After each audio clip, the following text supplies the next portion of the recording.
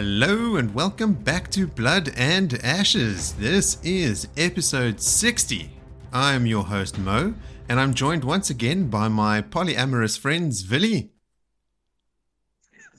What? And Jody. Friend, plural. Don't worry about anything, Christina. It's not what you think. I had written in my notes here to say, don't worry, Christina, just a joke. Don't drag me into this shit, Marts. I do get your segue. I mean, Rand is being a little bit spoilt, really. What has he done to deserve the affections of these three lovely ladies? Well, seeing as we're a spoiler cast, he does lose an arm and a lot of other things in the process. So let's give him just a little bit. After all, he's the dragon reborn, the breaker of chains, and dragons of mothers, and I don't know what else.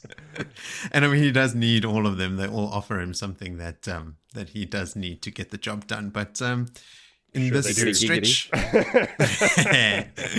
we do finally get Rand's third and final love interest showing up and taking her place at the table. If by the or table his you lap. mean his lap, then yes. Did you guys also find it like, I don't know, like this Min situation kind of weirded me out this time? No. No? No. Yeah, it is very creepy. I'm with you. It is like she's being overly obvious. And he is being overly stupid and overly touchy-feeling with a friend. Like, it's like, no, you're just my good mate. Sit on my lap and put your head on my chest. Listen to my And heart like, while she gets up and he pulls her rip back each onto other. his lap and stuff. Yeah, it's like, No. I don't know, She's we waited can get long into it when enough. we get there. Well, that's my chapter. I know you guys like stealing my shit, but Hey, I'll get into this. we've let Bella out of the stable now, so let's just get it all back, rein it in. Okay, but yeah, look, that's not everything that this chapter's about. We've got some great mat scenes coming up. So let's take care of some housekeeping before we get to the fun stuff and jump on into our, I hear, highest rated segment, callbacks.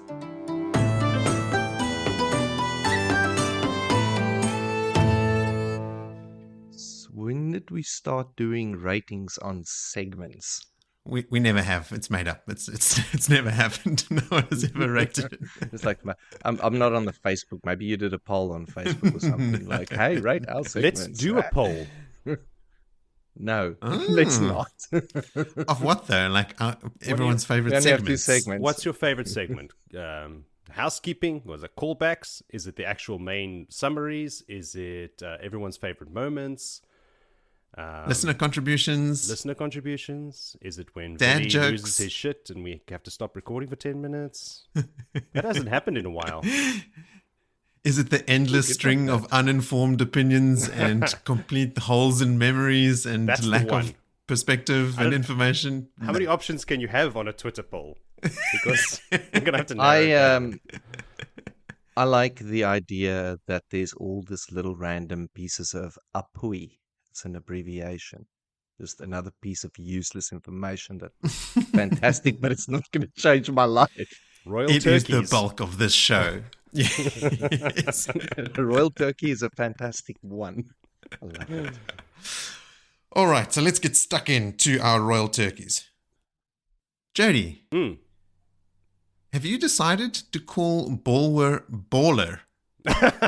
Honor, yes. That's not a decision I actively made, but now that you mention it, yes, why not? He's a baller. Okay. You referred to him as Baller many times in the last episode. I was like, oh, I can get on board with this. He's, All right. Did I? Oh, all he right. can be construed as a baller. How am I supposed to pronounce it? Bulwer. Bulwer. I thought it was LW, not W in there. WL. Ah, okay. It's Willy's dyslexia rubbing And off you've on never done it before. You've never done it before. It was just one episode multiple times. me. Sure. He's a baller. We said it's always we when I make a mistake. I said we meet political. Thom in Aviendha, but it is in Sumara, Oh, so I said Sumara. It's not Sumara. It's in Aviendha. It's the town before they get to Sumara.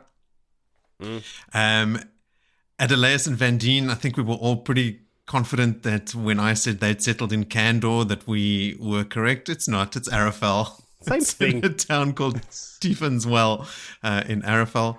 And they have already, I was unclear whether it was happening still, if I'd read it in research or read it in the chapters, because it happens very, very quickly. It's just briefly mentioned. But they've already arrived in Salidar in chapter 29 of this book. They got there. We asked, how old is Sorrelier? Later in the series, Cadsuane thinks that Sorrelier is older than she is, and Cadsuane at that stage is 275. Plus, Cadsuane has sworn on the Oath Rod, so her life is shortened compared to non-Oath Rod bound channelers, and Sorrelier is very weak in the power, but she is a channeler, so she could be like well over 300 years old. So yeah, she has many generations below her with which she can try and match Egwene. That's why we were talking about it, because it was like, you know, like a great-great-great-great-grandson or something that she was trying to match up with Egwene. That makes sense. Then Willie, you had some homework. Nah, he didn't do his homework. I did. Oh, wait, where's my notes here? Who made Olver's dice? It was The his Dark dad. One. It was his dad. It's mentioned as he rolls them. It's the dice that his dad made. So you were right. Right off the bat, you were correct. In listening in the last episode, I think, Joe, you said that Niall challenges Morghese to a game of stones, but it's Morghese challenging Niall. And when he sort of caught off guard by the request, he said, oh, I've been known to be pretty good in a sort of patronizing way. And that's when she gets angry, but she turns the anger into looking like she's embarrassed. And our final callback, in a very short list of callbacks, is an apology to our good friend of the show, Rowan, who has left us a voice note. So when I vehemently said last time that nobody has left us a voice note before, Rowan has. I had edited into the end of one of the episodes before. Yeah, but it doesn't count. He's a friend. He didn't bring up anything of value. No, Rowan, you're not getting an apology. Take it back. Billy is not on board for the apology. But speaking of voice notes, this week we do have a voice note to play. And it goes a little something like this. Hello, Nynaeves. So, driving up and down the freeways of Los Angeles, I just don't know if I ever told you guys that Machin, Shin, and I kind of have like a little dialogue going. I reached out to him and I'm like, look, man, what's your deal? You're always freaking out about everything. But he said, well, I spend a lot of time alone. I live in the dark, and everybody's mad about it. I'm like, well, you steal souls, you kill people, you make them crazy. And he goes, well, I'm going to try to do better. I'm like, okay. So the other day he actually called me, and I'm like, why did I give him that ringtone? Because, of course, my phone starts screaming. And he's like, look, Adrian, I want to leave a voicemail for the Blood and Ashes pod guys, but did you know they only limited it to 90 seconds? And I'm like, well, yeah, you can do it. You can do this. You can leave them a message. And he's concerned because he is just not sure he can do it in 90 seconds because, he's Machin Shin. So I said, look, just be calm. I have faith in you, and you can do it. So, he's going to try. So, look out for a message from this guy. Okay, peace. Jody, your response to me after I had shared it with you guys was pretty good. What did you say? Like, she's just as crazy as we are? No, I used the word insane, and I said the same to her directly in a chat. She's like, yep. She knows. Thank you to our number one insane fan, Adrian, for breaking the dry spell of voice notes. Yes. Yeah, because apparently Rowan doesn't count. Well, I said dry spell. I didn't say complete drought. Yeah. Oh, Rowan, you can level up now. Send us some content. Give us something. Something concrete. Give us a hard one. Since it seems like our most hardened and loyal fans that are starting the voice note trend, I'm going to challenge Kerry to send a voice note via SpeakPipe on the website instead of on WhatsApp, where I can't add them into the show. Come on, kids, get on it. And then lastly, we have a couple listener contributions from Mr. Dependable Ian Yellen. who reminds us that many of the Aes Sedai who haven't chosen a side are also advisors to rulers and using that as an excuse. So, they can't choose Tower or, Salidar because they have to stay with the ruler that they're with, which, only accounts for however many countries there are with active Aes Sedai rulers. But this is a good spot where Ian reminds us that this is the case for Berelain's advisor. So Joe and Vil, I think you guys have both read about Berelain's advisor already at this stage. At least Vil, I think you have. And I think that's the reason she gives for not taking a side or venturing to one of those places, because she had to stay with Berelain. And I think that might also be why Berelain herself is also avoiding Aes Sedai. Remember, we were wondering, why is Berelain being such a recluse? Even Ruark is looking for her, and, why is she sort of hard to find? It could be because of the Aes Sedai being around and her advisor sort of talking about, the schism in the tower, and don't be forced into a corner to take sides or even expose me to help either side pretty pull her solid. in. Yeah, that's pretty solid. Considering the split in the tower, it would be wise not to put your power anywhere at the moment. See how the soccer ball goes first. Sit on the fence. Yes, yes. Ian also says that part of the reason why Rand's plan goes to pot, which I assume means goes to shit, is due to the fog of war, which is a great gamer term that is, again, applicable to what we're doing here. He doesn't realize how many Salidar Aes Sedai there are. We know that. He thinks Egwene is going to be punished for pretending to be an Aes Sedai. She's the mule to be rescued, which we will also get to later. He thinks Elayne would want to put her kingdom ahead of playing adventure, and he doesn't know about Gareth Bryne's army either. So, Rand, I think we were pretty unified in our opinion of Rand's plan for Mat, and just pulling all the Dragonsworn from these countries together and just march all the way up from Salidar into Caemlyn and do all the stuff along the way, because Rand is woefully ill-informed about what the actual intentions of the Salidar Aes Sedai are, and by his estimation of how many there are, we find out in these chapters as well, right? Mat sees, oh shit, or I think Vannon in the previous episode said to him there could be 200-300, maybe even 400 or something, hundreds and hundreds of them, and Rand was like, can't be more than 50, which I think we also commented on. But yes, his plans do go to shit. And that's it for callbacks. So, on to everyone's second favorite segment.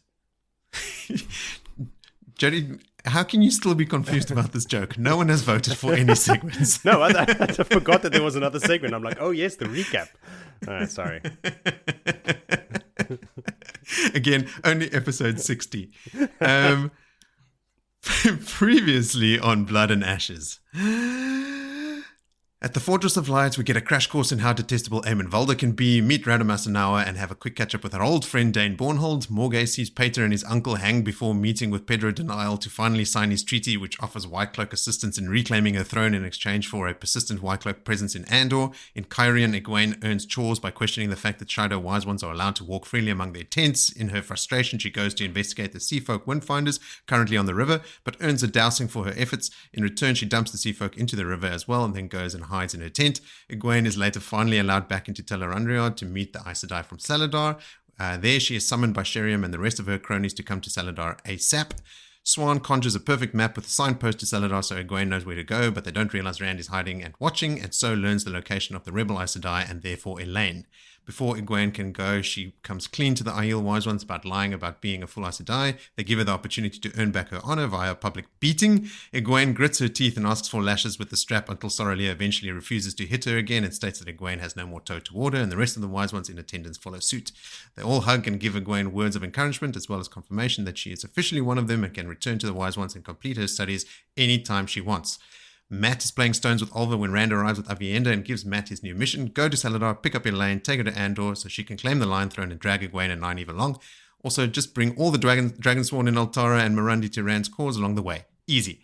Then also take Aviendha with you. Oh, and here's a letter for Thom. Also, your sister is on her way to the White Tower to become Aes Sedai. Back in Caerhun, Egwene opens a gateway directly into Tel'aran'rhiod and enters in the flesh, summons a dream version of Bella and rides in that super fast shifting way all the way to Salidar.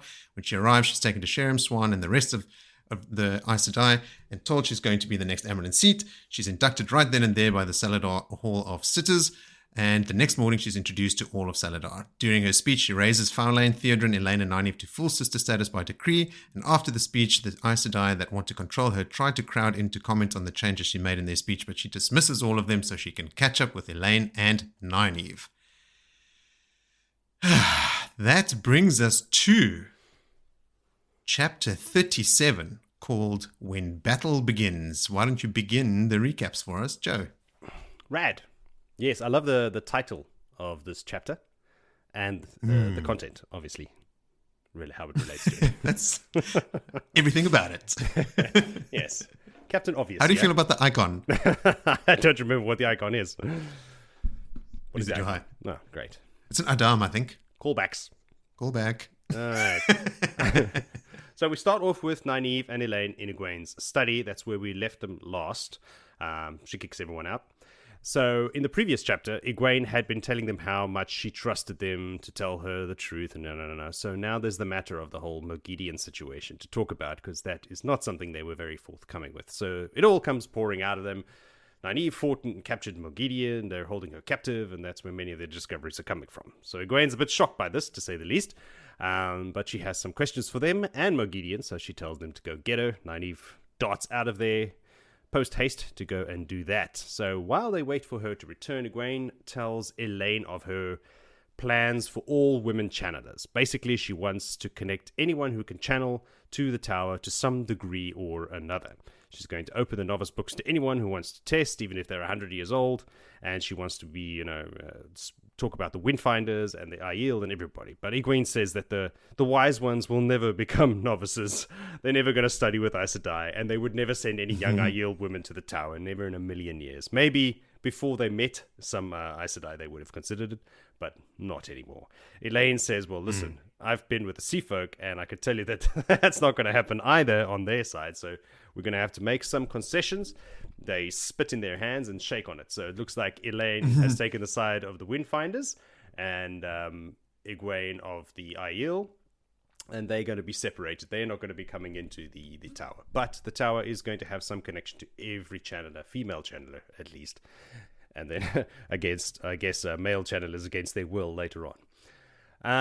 Nynaeve comes barging back in. She's found some time to get dressed as well. She was in her accepted dresses before, but now she's changed, and she's got Merrigan with her. Egwene takes a second to realize, who this person is, but notices the necklace on Merrigan that matches the bracelet that Nynaeve is wearing. So they show her all the inverted weaves that disguise Merrigan and all of that stuff. What's that, Willie? Said before she notices the necklace and the bracelet matching, she does notice that Nynaeve has changed her garb somewhat in neckline depth. Super important. Like, oh, super important. Trust Billy. Glad you interrupted me for that. Okay, then Egwene takes the bracelet. She takes control of it, which is a bit of a step for her, considering her history with these things, and starts scaring the shit out of Mogehedien. It's about, oh yes, when you're wearing the bracelet, it's easy to scare the shit out of someone. So she tells her basically, like, listen, I have been living with the Aiel, so fucking watch yourself. I'm not going to be as gentle as these two. So the first thing she asks Mogehedien about is traveling, and the other two are like, oh fuck, traveling, why didn't we think of that? It's like, yeah, we're very dumb, the two of them. I suppose the plot required it so that Egwene could do it now. So she asks her specifically about how Rand does it, how Rand explained it, like making a hole through the pattern, folding the page and sticking a pencil through. But that's a big no-no for women, apparently. If you try that, you'll just end up in the space between the threads of the pattern and you'll never be seen again. So what she needs to do as a female channeler is make the destination and the origin identical in the pattern, whatever that means. Egwene goes, oh, like this, and opens a gateway, blam, right in front of her. Of course, she's figured it out from the explanation that Mogehedien gave her, and from doing it to get there. It's similar to what she did in Tel Anriad. So, also, it works out really well as a threat for Mogehedien, just to say, never assume I don't already know the answer. So, one lie from you, and you're fucked. And she can feel the fear coming through the Adam quite strongly. Nynaeve is not angry, so she didn't see any of the weaves, and in her frustration blurts out her plans to go to Ibudar in front of Mogehedien. Realizing her mistake, she covers her mouth, and Egwene senses the emotion coming through the Adam as shock. Now, I'm wondering if she already has a plan, like she knows, Mogehedien knows there's something in Ibudar, and is shocked to learn that they know about it, or just shocked that, oh my god, she spilled the beans in front of me. Like, I wonder what there is there. It's an Any interesting thoughts? take, Joe. I do. One of my notes was that I thought that Mogehedien, what Nynaeve was sort of like embarrassed or quickly realized what she had said in front of Mogehedien was that she has a block. Not traveling to Ibudar. I thought it was the fact that she was talking about her block and breaking it and that sort of thing that could have been. And so Mogehedien was like, "What? You can't just chat? You're a wilder with a block, like, and you still and I'm bested here, me? trapped? Like, that sort of thing." Yes. Okay, Yes. yeah. That could be it. Really? I do hear that, but I do think that there's been enough talk in and around that camp that she's in and cleaning and about Nynaeve's block and everyone Yeah, it's helping true. her get over it. So I hear It's it. true. It would have been great, but I just don't think that it's plausible. There's just No, I been mean, the too much Ibudar thing- focus. Yeah. I mean, The yeah. was a Ibudar thing secret. is, secret with real value. I mean, what is all the Forsaken chasing? The Angreals, Sangreals, Angreals, and the rest. So I think Does that Nynaeve for me mention is- the Bowl of Winds? Does she say what is happening in Ibudar? No, or- nothing. They don't They even are know. after Okay. something in Ibudar. Okay. So it's a slip of the lip, but not giving the whole plan away. Okay. So yeah, I guess. Yeah, I'm just wondering we'll if see. Mogehedien is also knows that there's a cache in Ibudar and is going there. See, remember, she was at the last location of a cache of things of Hmm. importance. So maybe she, through her spidering, have been able to get more information and her ability as the master of Tal a Runroid to sniff out things. Maybe that's Yeah. her, Yeah. her strength. Interesting. All right. So anyway, let's continue then. So just then, there's a knock at the door, and it's Siuan who just enters because she's Siuan. So Egwene sends Elayne to go change out of her accepted dress and then go and see what they can learn about lost talents. This comes up later again. Egwene goes all Amyrlin on Siuan here. She's like, I know that you know everyone and everything that's going on in here. You also know how to be Amyrlin, so you are going to help me. Romander, Elayne, Sheriam, they think that they can manipulate me, but I'm going to show them, and you are going to help me. You got it? And Siuan's like, I paraphrase that a lot. But Siuan gives a little chuckle and is like, "Whoa, they made a big mistake putting your stole on your shoulders, didn't they? But of course, she made it first. She gives her a deep curtsy and a respectful, Mother, please allow me to serve and advise. She really knows, like, all right, now we're in for something. Very cool moment. Here we go. Here we go. So the first thing she wants to know is, why are they just sitting there with an army? This is what Egwene wants to know. Siuan tells her, like, look, because the second that the hall decides to move, it's admitting that the White Tower is truly broken. Because at the moment, everything is kind of in no man's land. But the second you move with an army, it's admission, and no one wants to do that. So then we pop over to Romander. So we pop over a lot in this chapter to different people, who is having her own little secret meeting with some other sitters. And she's thinking about how angry Elayne would be if she found out that she had only voted for Egwene so that Elayne wouldn't be raised. Also, where is Delana? Meanwhile, popping over to Elayne, who is also having her own secret little meeting with different sitters, is thinking about how mad Romander would be if she found out that Elayne had only voted for Egwene so that Romander wouldn't be raised. And also, where is Delana? Speaking of Delana, back to Delana. She's in her rooms with Halima, trying to convince her that playing every faction is only going to get her outed.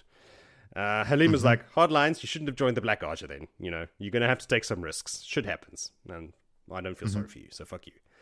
But what Halima really wants is for Delana to keep pushing for Loghain to be gentled, or, better yet, executed, as soon as possible. Can't have him sensing her channeling and seeing her flows of Saidin, now can we? So he is the immediate threat.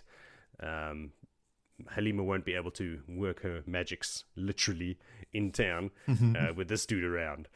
So, back to Siuan and all of them. Siuan and Egwene, when we left them last, formulated a plan to manipulate the manipulators, and it's working. It's working like a charm.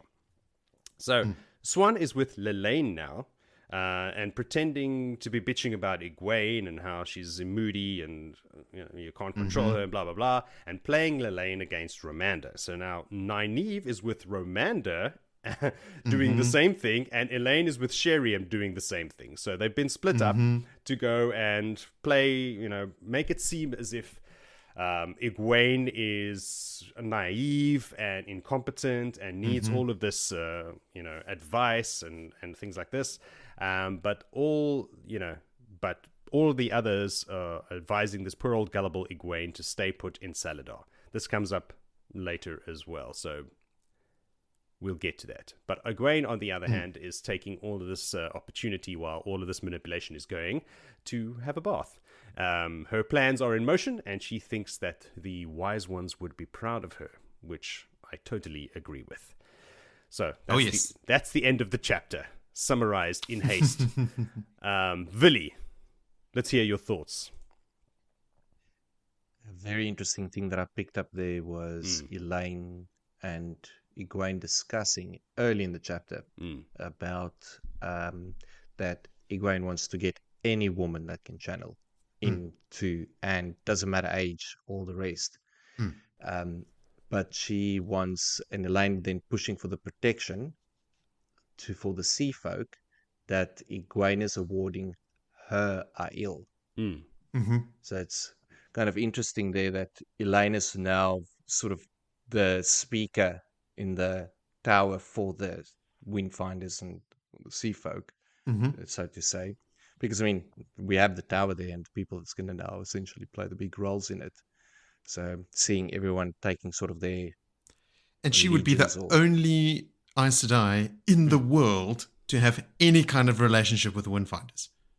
Yes. Because they refused them passage, right? Moraine suspected that they were channelers because they were refused passage. Like, they just are not allowed to see them. It's why they dumped Egwene off the boat when she poked her head over the handrail.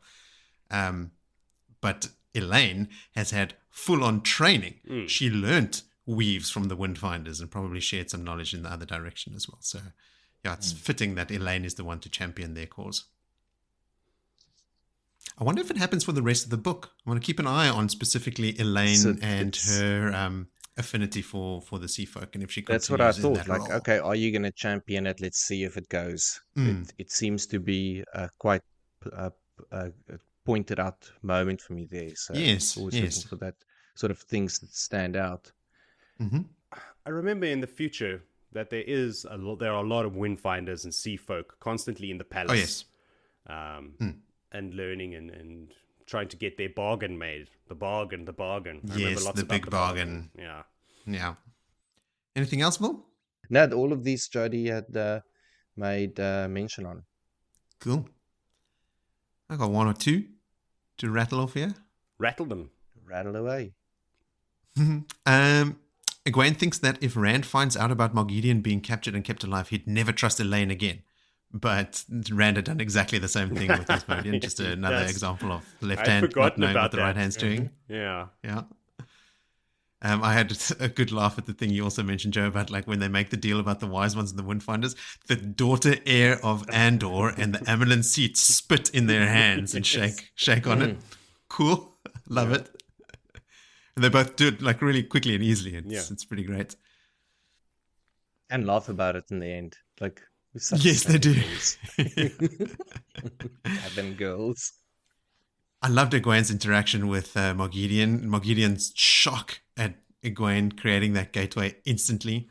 And Egwene using that. In the moment, she uses that to say to Mogehedien, don't think that I don't always know the answer already. Like, I'm going to ask you things, and I might already know the answer. And if you lie to me, you're fucked. Which is great. And then there's this constant talk about the terror that she feels coming through the bracelet and stuff, right? Like, Mogehedien is well and truly cowed.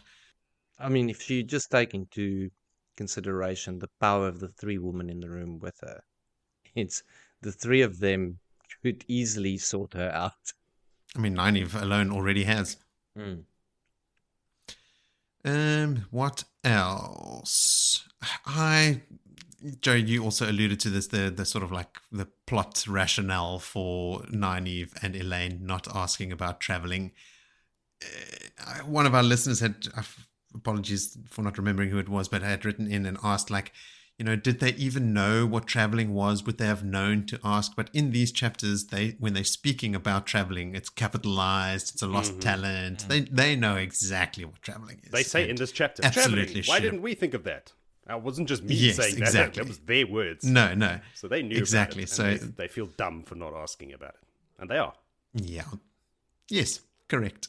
Especially since, like Nynaeve, we said before, was actively looking for a way to escape and get out of there. We should have used a mask of mirrors, and then, oh no, wait, actually traveling, just literally step out into where I want to go. Anyway, I'll let that bone go now. I'll allow it. Just great dice marring here from Egwene's side with Ramonda and Elayne and Sheriam and those guys. Swan even at one point I think there's a Swan point of view where she thinks to herself, Egwene Alvear would be an Amelin to make thrones tremble. Yes. And yes. Yeah. That's a real vote of confidence from an Amelin that we know to be like extremely formidable. So that's just she's seen those thrones trembling. She knows firsthand. So it's yes. Vote of confidence, definitely. I was wondering if Delana should be tipped off by the fact that Halima uses the word severed when talking about Logain, instead of gentling. Yeah. But Delana has no fucking idea who she's dealing with, because she obviously can't think of the possibility of it being a male channeler in a female's body. Yeah. She knows this person can't channel Salidar. So who is this high-powered dark friend that is ordering a Black Archer Aes Sedai sister around and using words from the Age of Legends? Not more intelligent enough to put one and one together. Well, I mean, she's dumb enough to join the Black Archer, so... No, look, like what Warren says there, it's something you would never even expect. It's the same thing as like, how does nobody recognize Clark Kent as Superman? It's like, if you're not looking for it, then it's quite easy to miss. Yeah. But that's it from me. So let's roll on to chapter 38 called A Sudden Chill. Why don't you spill on the chill, Vil? A sudden chill is part of Malvern Day. Jody's clapping. I've really set myself an impossible task here. So okay, Vil, go for that point of view chapter. The band is on the move in Altara. They're sweaty and it's hot. Theme of this chapter is sweat and hotness. Aviendha's walking beside Pips. She's not accepting any rides on the horse, and Matt has had no trouble with her in their company. Albert tried to knife her, however, on the second night already. He doesn't seem to see the difference between that there is Aiel and Shido, and she ain't no Shido, but he's literally ready to knife her and attempted to knife her. You gotta respect the guts commitment of that, the balls on that kid, like, wow, going at an Aiel. Not any Aiel either. It's a channeler Aiel that used to be a maiden. That's kind of a bad bad fight to pick. Yes, an Aiel warrior that can throw fireballs. Fireballs and knives and spears. Not a sword. And dirty looks. Never. Yes. Matt's got his banners, but there's no wind, so the banners aren't even flapping so in the wind, which is worrying him because he wants his banners to be seen if they are sighted. Matt is still believing that Aviendha, and it's a big concern for him, is he wants her close to him because he wants to stop her from killing Elayne. Like, he is convinced that is her mission. She's going there to kill the daughter heir, and he's got to protect her. Like, this is not going to happen under his watch. Vannon then returns with less scouts than he set out for. He set out with 6 scouts, came back with 4, and he's like, no, he found the Aes Sedai, but more like the warders found them first, and 2 of his men hasn't come back. He saw one of them get tackled out of the saddle by a warder. And he assumes the same fate has met the other one.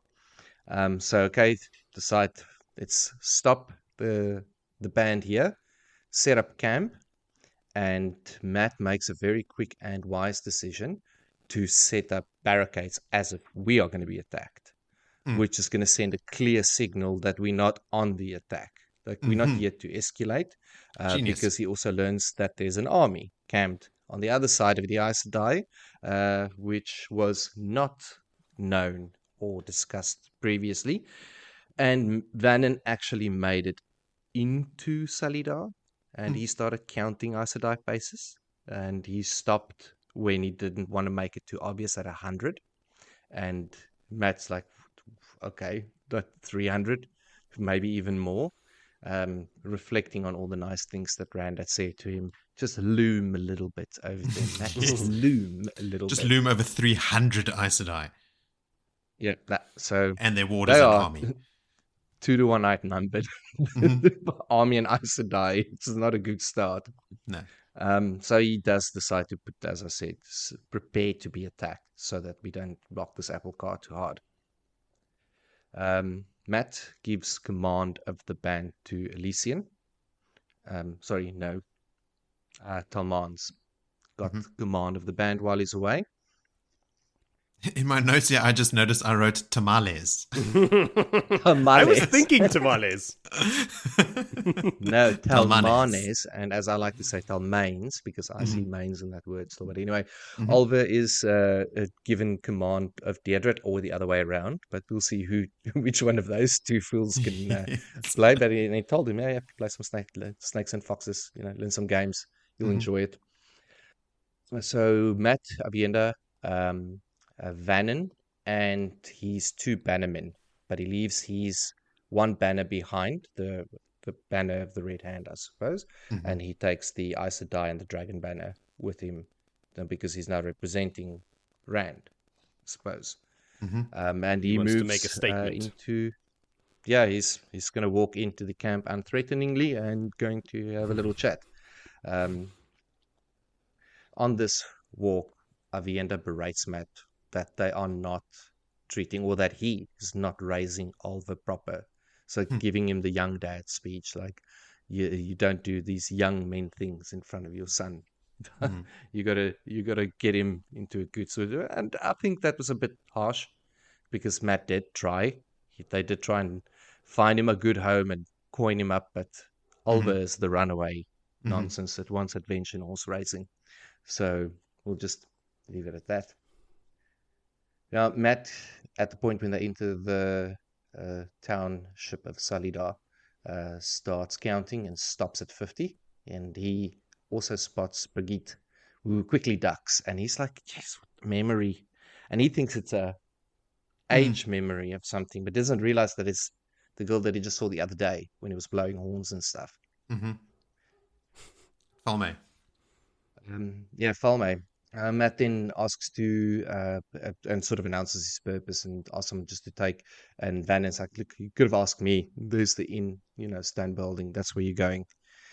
Go over there. They hop off the horses, and at that, Nicola sort of gasps and talks to an Aes Sedai, saying like he's glowing, and she's like, yeah, you do be. She was Domani. You do be glowy. Sorry, Ileana. You do be glowy, Dr. Krabs, Mr. Krabs. She says, no, you've just uncovered your first talent, in that you can see Ta'Veren. And the stories go on then, okay, there's a third Ta'Veren in this mix. And just a reminder of Matt is Ta'Veren, and Ta'Veren has moved into Salidar. There is going to be consequences around Ta'Veren being there. Naya then asks Aviendha who she is. And does she know she can channel? And of course, and with that, Aviendha was swamped. It's like all the Aes Sedai spotted her, and it's like little magnets rolling together, like fresh fish. And Matt's like, okay, cool. I can't. She's not going to get out of that horde of women to Nynaeve and Elayne. He can relax, and that's when Nynaeve comes out, and she's just all Nynaeve. What the bloody hell are you doing here? To which she informs her he's sent. He's the commander of this big army, and we're not marching on you, because they were obviously war room preparing, sitting there like, what is this? Because they would have been informed quite recently that, hey, there's an army on our doorstep 10 miles away. And also then, after this is all announced that he is the one, and she refers to him as Lord General Kuthon. That was there we go. Here it starts. They get taken into the inn, and then in the rear of the room there's another door, and they go through and they find then Elayne and Egwene in there, and the door is closed, and you have the scene with Matt, Elayne, Egwene, and Nynaeve, and it's back to friends in a room. And Matt just takes charge. Like, he spots Elayne with the 7-striped stole, and he's like, "You don't know what you Egwene. stupid dumb women are doing over here." Like, rips the thing off, and he just wants to grab them and throw over their shoulders, and like, "I have to get you out of this mess now." Like, really going over the top end, and all of a sudden he feels his fox head medallion going cold against him. And also he sees their faces like, oh, like they getting a fright, like, we can't channel onto this guy. But Matt is then reminded of the true nature of the situation once a novice, Tabitha, comes in, drops off some tea for the Amberlin mother, and they say, "Okay, thanks, we just want to have a private conversation," and sends out the room basically. And Matt is like, so I think this is mentioned to him to close his jaw, close his mouth before he gets flies or something. Yeah. And that is the end of the chapter. Oh, what a surprise. Here we go. Very cool. I do love seeing Nynaeve especially put in her place. Was she angry at that? I imagine she was angry, very angry at that time. So she could see the flows melt away when they touched Matt. Because in my chapter, she wasn't angry. Yeah, no, I don't remember. Would she be? Yeah, maybe she'd be angry at Matt's behavior. Oh yeah, surely. Didn't she kick him in the nuts? No, she kicks him still in the coming. butt. That's still In the coming. butt. Yeah. But Matt takes the stole and he just throws it on the table. And he puts his hat and he throws his hat on top of it, and then he sits in the chair and he gets up and he throws the cushions on the floor, and then he sits back in the chair and he puts his feet on the desk. And he goes, "Okay, let me tell you. Yes, I think Nynaeve was angry." Yeah. Okay. Definitely. No need to call back on that one. Oh, good old Matt. We all love Matt. What else you got there, Joe? Me, nothing. I love Matt. It's a true fact, yes. That encapsulates pretty much everything about him. Yes. Let's see. Willie, you mentioned that they're outnumbered 2-1. So Brian's army is twice the size of the band. So Brian has Band been 6,000. So 12,000. Brian's had a pretty successful recruiting campaign, because I mean Matt has had people flocking to him and has traveled quite far, and people have sort of joined along the way as well. Brian's just been sitting in Salidar and sending obviously recruiters out. Party out. Yeah. Now, there's a lot of He's done desperate, really well. desperate people, I imagine, that would jump at the opportunity for a free meal and a roof over their head in a tent. And fight under Gareth Bryan, a very well-known great captain, not Matt Cawthon, the fucking horse trader from the Two Rivers. And you live in this land. You've got a little straw hut or a straw roof hut, 5 sheep. You scratch in the soil. You make a meager living. Every like full moon, you go to the pub and you sink a few ales and you find your way back home, and that's your life. Then there's war coming, and you're like, it's gonna be fucked. Like, everything's gonna be burned. Let's just find the guy that's gonna keep me safest and going back. Get us through this thing alive. I'm telling you, those 5 sheep are it's like, gone oh, wow. already. The brigands and the dragon sworn and the those are the people it's that are rough left. times. Those are the people that are just like wandering around aimlessly now. And someone says, "Hey, you want to join an army? I'll give you some food and a place to sleep and a mission." I was like, "Pfft." Yeah, Count lest me in. Eamon Volder come across you on the highway and murder you. Yes. You put yourself into the mind of that man. It's not a hasteful decision. You're going to sit there on your farm, smoke your long stem pipe. You're going to think about it, and you're going to like, oh, well, if this is going to happen, they're going to eat anything in here. When an army comes past here, they're going to collect horses, cattle, goats. Everything's going to get eaten by the army, because that's the nature of an army. They need to get fed. If it's a well-managed army, you'll actually get some coin out of it. But how long is that coin, and what is it going to eat with that coin? Nothing, because there's nothing to buy. So you sit there for a couple of months, eat everything you have, become nice and fat, and then go join the army for free meals. Also, the weather's fucked, so crops are failing. Farming is not a viable business anymore. And a lot of desperate people around. Hey man, this guy had it tough in the good years. So Yeah. Yeah, true. In the there's 5 a sheep reason he's years. only got like 5 livestock on the farm. So even though Brian's army is twice the size of the band, when Matt tells them that they're going to take up a defensive position, they're all disappointed. They all wanted to fight, despite being outnumbered 2-1. That's how much faith they have in Matt. Those They're are like, good "The band." odds for the band. They are. Weren't they fighting Some like of the best they've had. 50,000 Shido just the other day and they were fine? Yeah. I also loved how when Matt explains to them why he ordered them to set up a defensive position, Willie, you said it's exactly that, right? Like if they look like they're defending, they won't come across as aggressive or offensive, so they're not going to be attacking the Salidar army. And then Matt thinks to himself, Nalesian, so the Terran Lord, Nalesian eventually understands Matt's intention. Talmanes understands faster. He's the Carinian noble, but Dayrid, the commoner officer, immediately understood what Matt's intention was. Like, he's the smartest guy out of them is the commoner soldier that worked his way up into officer status. And Matt's like constantly having to sort of manage the dynamics within the band because he actually thinks to himself, he would rather have left Dayrid in charge than, is it Talmanes? He couldn't do that. But he couldn't do that because the nobles wouldn't stand for it. And it's kind of also why he gave the duties of looking after Albert to Dayrid. To Dayrid, yes. It's like he has already pinged one of them in the recent events with the looking after of Albert. So it was Edorian was the one that was always getting shafted with Edorian. Yeah. Now, Matt tells Oliver, I need you to stay close to Dayrid in case Dayrid needs to send me any kind of messages. But that's bullshit, right? Like, he's just wanting someone to look after Oliver. There's no messaging going to be happening. Some good old-fashioned classic sexism from Matt, thinking the world is ending, but a woman will find time to fix her hair and tell a man he's done something wrong as they're riding towards Salidar and Aviendha's brushing or combing her hair. Poor little victim, Matt. Let's see. I laughed out loud at Matt, quote-unquote, dressing up to meet the Aes Sedai. He puts on his expensive coat, but he still leaves it hanging open. He's like, I'm not going to overheat for these Aes Sedai. And that's probably like... I wonder if his medallion is on display because the girls later talk about like it must be a terangrial, right, that he has, and maybe they can actually see it.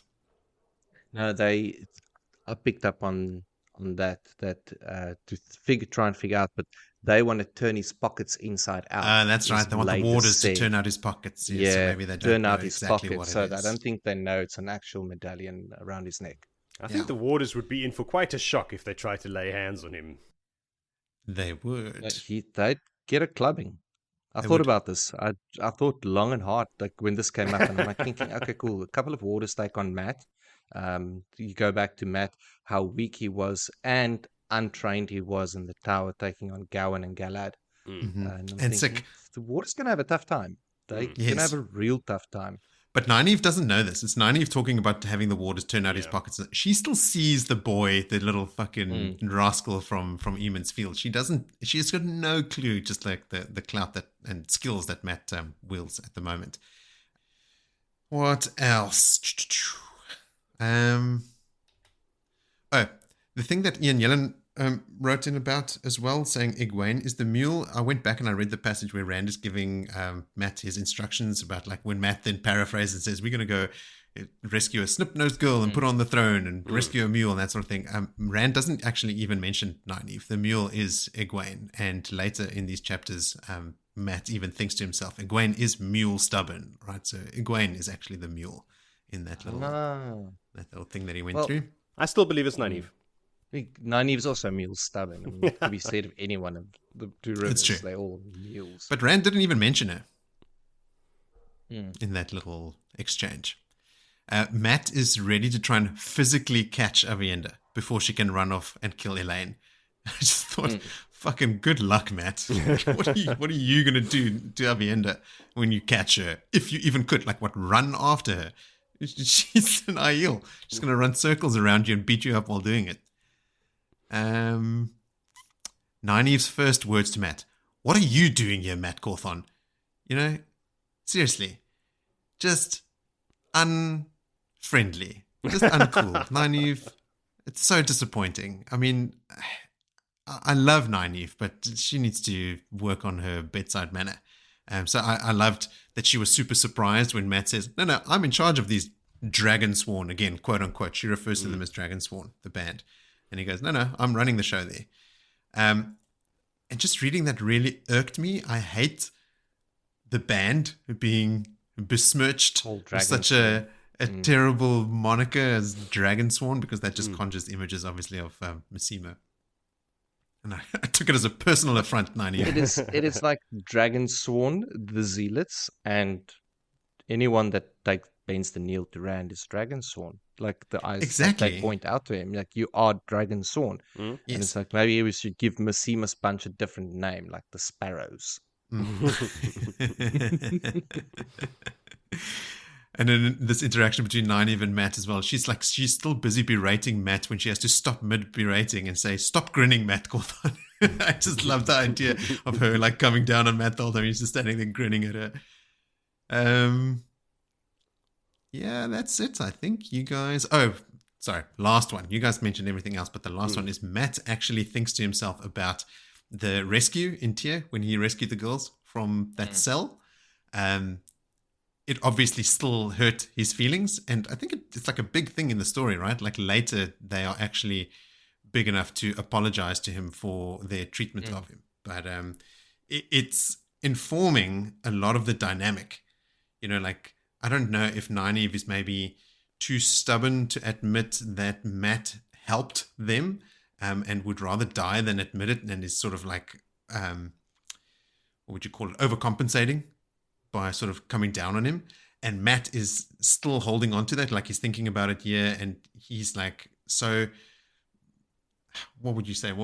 How does he feel about the woman? Just like disappointed in them, or just like over their bullshit? Like maybe he's being overly dismissive of them because he doesn't like the fact that they never acknowledged that he risked his life to break into the Stone of Tyr and go save them. And he never got a thank you. So I think that dynamic is certainly still playing out for this book and a couple books to come.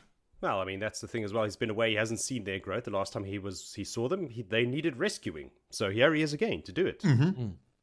Look at you, pretending to be the Amberlin seat. You guys are in so much trouble. And in the same... You're coming with me. On the same track, his treatment that they give him, it's just they also don't know his growth story and development. That's a running theme, right? Like everybody is leveling up, to borrow from gaming parlance again. Like everyone's leveling up constantly, but they don't bother to assume that anyone else is leveling up. They know their own sort of like journey and how they're like gaining momentum, but they don't stop to think for a second. It is, but it's sort of like cranked up to 11 here. Just like real humans. Just like real humans. Can you imagine? I've had personal growth, but it's impossible that you have. Yes. You are still a boy. All right. That then brings us to chapter 39, called Possibilities. What could this possibly be about, Jody? That's okay. All right. Please don't rate every one of these, because there's going to be a couple low scores coming. This is the low-hanging fruit right here. All right. So yeah, we're still with Matt and the Stubbins. Matt's just still like, what the fuck, mate? Same as Egwene, actually. She's wondering, how did Rand know about Salidar, and how does he know that she can travel? I suppose he just assumed that she could travel. He doesn't know exactly how she got there, but he was basically right. She knows how to travel now, so it's irrelevant. Important to note here that none of the women are sweating. Swan, in the meantime, has taught them the concentration trick, which I think is a bad idea in general, because people sweat for a reason. It's, I don't know how many Aes Sedai have died over the years due to not sweating from heat stroke. Heat stroke. Overheating. I went on a whole tangent thinking about this yesterday. But anyway, yes. They're not sweating. Well, Nynaeve is sweating a bit, but because she keeps losing her concentration for being angry. Once everything is calm again, or semi-calm, Matt just steamrolls over Egwene. She's crazy, she's mad, she's going to end up dead, someone's going to cut her head off. He tries to convince them to give up this crazy idea and come back with him. He can save them, the whole spiel. Nynaeve's had enough at this point, and Foxhead medallion or not, this is where she kicks him in the ass and sends him stumbling forward. I thought that was very cowardly because she attacked from behind. I really think she kicked him in the nuts. No, she kicked the pain effect that is described and the duration of the unease is not reflective of just he's limping later. Getting kicked in the nuts doesn't make you limp. Well, it depends on how hard you get kicked in the nuts. Not been kicked in the nuts hard enough then. I've been kicked in the nuts pretty fucking hard in rugby in high school, man. Well, Philly's bowled a couple of cricket balls into my nuts, and I can tell you. I have that. I have. And I've You're still limping today. Still limping. Yeah. So they all think it's very funny. Him being kicked, of course. That's assault, man. But Matt just adjusts his coat and with a menacing look in his eyes starts stalking towards Nynaeve, who gives a worried glance to Egwene. And he just keeps on approaching her and it's silence. And Nynaeve starts getting more and more worried and keeps on looking over to Egwene, help me out here. Stop this guy because he is pissed off. So Egwene eventually has to step in and save Nynaeve from what I can only assume would have been a spanking again, based on previous experience. But Egwene turns the tables on him and tells him, she can save him from his predicament. She reminds him that he is, dragon sworn, technically, as he goes where the dragon tells him to. And that Brian has a giant army outside, and none of those people are fond of dragon sworn. And it's Matt's head that may be ending up on a pike. So Matt counters with a proposal of having Rand intervene in healing the tower without bloodshed. So they're having this little back and forth all the time. Tempting, as it is, that there would be no bloodshed. It is unlikely. Egwene knows that Elida must be taken down, and she's not going to go down without a fight. So it's unlikely, highly unlikely, there'll be no bloodshed. So no deal. Deal's off. You're going to keep your head down and you're going to shut up while you're in Salidar, she tells Matt, and you may just make it out alive. No need to talk about what Rand has planned for Salidar or any Aes Sedai. No talking about carrying Egwene off. You will find yourself in a kettle that would probably need to be scrubbed later for Villy's benefit. Matt's not getting through. So he falls back to regroup and he's like, well, fuck this. If you're not going to listen, I'm going to go now. And I'm going to go find old Thom for a chat as well. Because remember, Tom's there. So after he leaves, Elayne asks if Egwene means to absorb the band into Brian's army. And she's like, no, that's not going to work. Plus, I have my own scheme that I'm scheming here. He's going to go with Elayne and Nynaeve to Ibudar. This is Egwene's new plan. Egwene knows that he made a promise to Rand to stay close to Elayne, and she thinks that he will stay true to that. If anything, he's a man of his word. So if she sends Elayne to Ibudar, he's going to go with, whether he likes it or not. And someone else who doesn't like it is Nynaeve, obviously. Not a surprise, Elayne is keen on this idea, though, because she thinks if she can stay close to Matt, she can get a look at this Ta'angril of his that's preventing the channeling. She's this is a fucking amazing thing. If I can find out what this is, that'd be great. Nynaeve, not so keen, especially with Matt involved. Even if he has saved her life before, and having a few soldiers around in Ibudar, it might be a good idea. This is them trying to convince her, Since they don't have any warders yet, unless they've chosen some. And this makes everybody get uncomfortable because now they're thinking of Brigitte, which is a dumb secret that everybody already knows about, but nobody wants to talk about, and everything gets awkward when they mention it, and it's lame. They carry on arguing about Matt until Sheriam knocks at the door. Elayne and Nynaeve excuse themselves, eventually, after Nynaeve gives Sheriam a death stare, but they realize that it's time to go. Elayne goes to go find Aviendha, and Nynaeve to go talk to Janya about the lost talents. So what also happened off screen is that they are getting information from Aes Sedai regarding lost talents, and then going to Mogehedien to go and find out how to do them, so they can get some since traveling was such a big thing as well. What else have we overlooked? So they have this dual approach to it now. Sheriam takes a seat without invitation and starts talking about Matt. So she thinks that Matt, she knows something about him, but she doesn't know everything. And she thinks that he was sent by whoever is commanding the band, but Egwene quickly, writes her on that. So, but before doing so, she asks her, Sheriam, to go get up and get someone to bring them tea. A nice little power play there. There's a whole little power play going on in this chapter. She then tells Sheriam that, look, Matt is the commander and the army is the message. He has come to take all the Aes Sedai to Caemlyn and to swear fealty. This is what she is telling Sheriam that Rand has been suggesting. And I had the conversation with Christina this morning about this. And it is very unfair that everyone involved in this Egwene conspiracy, Egwene, Nynaeve, Elayne, and Siuan, are all now officially Aes Sedai, but all of them can lie. And you think while you're looking, because I mean, it's pretty silly sometimes, like how Romanda and Lelaine and Sheriam are just lapping up everything that they tell them. Like, it's so easy to manipulate them, but they're not expecting lies. Because they're hundreds of years old and they can't lie, and they're talking to other Aes Sedai. So the thought of them lying is not. That's something I realized this morning, actually, while doing these notes. Going like, well, it's something Siuan has been doing for a while, right? Yes, but now they're all doing it. Because especially with Siuan, it's been a really long time that Siuan was held by the Oath Rod. You know, like Siuan couldn't lie for the longest of times, but now she can, and she's doing it. I mean, she lied about the Logan thing and the Red Sisters and the False Dragons. Constantly. They're constantly it's lying. Unfair. That's so unfair. But fuck them. Their whole act is a lie. Their whole little ruse. I could make a case here for Egwene not lying when she said all this stuff, because she's reading between the lines. She says the implied message from Rand. So it's her interpretation of what is happening.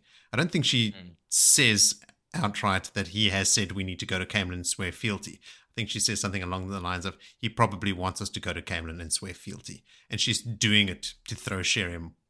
She's like, I think, isn't the description like she's trying to punch her between the eyes with this message? She first sends her off to get some tea. She sort of acts all flighty. And as soon as Sheriam comes back, she doesn't wait. She just goes, boom, this is probably what the Dragon Reborn wants. And Sheriam is like flustered by it. And then she builds up and like, but I couldn't make any of these plans without you being like helping and guiding me. She is like playing that master manipulator. Viola, man, big time. Yeah. But of course she is, to a degree, look, I agree with you, but all four of them are letting people think things that they know are not true. So anyway, she's letting Sheriam stew there. In their defense, Jeremy, before you move along. Okay. All Aes Sedai let people think things. All right? I mean, they are notorious for bending the truth to get their ends, right? So they might not be lying, but they are implying and manipulating. Sure. I hear you. All right. So, like you said, she lays it on thick with Sheriam there, like hits her between the eyes with it. But then again, power play lets Sheriam stew there a little bit with this information while reading her expressions and interpreting her thoughts. One of the things she's getting, the main thing, is fear that's coming from Sheriam. Now, again, I'm just wondering if this is the Aes Sedai fear of, oh my god, the Dragon Reborn wants us to swear fealty, a man that can channel, or is it like, oh god, this is upsetting my Black Asha plans. If I have to swear fealty to the Dragon Reborn on some sort of oath rod, the jig is up. Whatever, lots of fear is coming through. That's the main thing. Then, of course, Egwene lets her know, but, of course, I've rejected this idea. We're not going to go in, to Caemlyn and swear fealty to the Dragon Reborn. Of course, this is not what we're going to do. However, their plans to convince Romanda and Lelaine to at least agree to an increase in preparations to move the army are now not enough. So this army being on the cusp of the Salidar now is making things, changing the situation. We can't stay put anymore. Egwene starts manipulating a little bit more, suggesting like, okay, well, if we can't go, obviously, we can't go into Amadicia. That's a bad idea. the other side to the east is Ilion. We can't go there. I mean, we all know that there's some miles there. No one wants to march north to Tar Valon, so let's go down to Ibudar. How about that? Well, at least there's a city, we'll have roads, we'll have ships, we can have a harbor, we can make better plans, but Sheriam's like, whoa. That's a different story, like a few Aes Sedai might be welcome in Ibudar, but not hundreds coming with an army. That's of course not going to work. So Egwene continues to play dumb, but then whatever will we do? The only option left is to move north, and leaves Sheriam stewing with that for a little bit. What a coincidence that's the only option left. And that's the end of the chapter. Now Moritz is consulting the scrolls. I am. In Egwene's conversation with Matt, she says to him, however I deal with Rand, she said coolly, you can be sure it would not be by leading Aes Sedai to swear fealty to him or any other man. And then later in her conversation with Sheriam, she goes, there was some mention of oaths of fealty. So she mentioned it. But to Sheriam, she just says there was some mention. So she's not lying. There was a mention of it. But she's not giving Sheriam the details around it. Look, there's a lot of off-screen manipulation. And all the little, everyone being separated, and Egwene and Elayne, and everybody going to their different partners. There's lying going on there. I'm 100% sure of it. Mm-hmm. Especially they're lying about the discoveries. Yes. I think the lying sort of got to Nynaeve. I mean, she eventually said to Elayne that she doesn't want to take credit for the discoveries anymore. And what book was it? Like way back in the day when they just got given the mission by Siuan. Nynaeve says to Egwene, I'm going to try and not lie. I'm going to live as if I have sworn the 3 oaths. So I think they may have lied out of necessity, but it doesn't sit well with them. At least with Nynaeve anyway, I don't think. Willie? I've got nothing there. You covered it well. I had a chuckle because last episode we said, I wonder if Siuan teaching Egwene Amyrlin etiquette will teach her the trick of not sweating. And then the very next episode, yes, it's done. And that's another thing that sort of fuels Mogehedien's fear, right? Like, she's been outed. She lied to them about it being a thing of power. And it's mentioned here. Like, it's not just me putting 2 and 2 together. Egwene says, oh, well, now she's extra cautious. Matt refers to the Salidar Aes Sedai as bee-headed lunatics. Of course he does. Tell us what you really think, Matt. I also laughed at when Nynaeve kicks Matt. Elayne bursts out laughing, and then for a while after that is like actively trying to keep her laughter in. Like, it's this very serious situation. Matt's threatening Nynaeve and everything, but Elaine's standing there like trying not to laugh. What else? Here's a little curveball. Matt refers to Elida's letter. He says, just come. We can mend the tower. Elida will fall in line with Rand. I mean, do you remember her letter? Matt wasn't there when the letter was delivered and read. Rand was with Moiraine, Egwene, and Aviendha. What's your point, Moritz? Matt's referring to a letter that he never saw. Did Rand not speak to Matt about the letter? Not that we've seen. I mean, and why would he? Remember, it's the one when Elida and Alviarin both sent letters. And then Alviarin said, please don't show my letter to anyone. And Rand immediately hands it over to Moiraine, and Egwene and Aviendha read it as well. Matt's not there. No. So No, I agree that he's not there with the receipt to our privy of the information to the letter.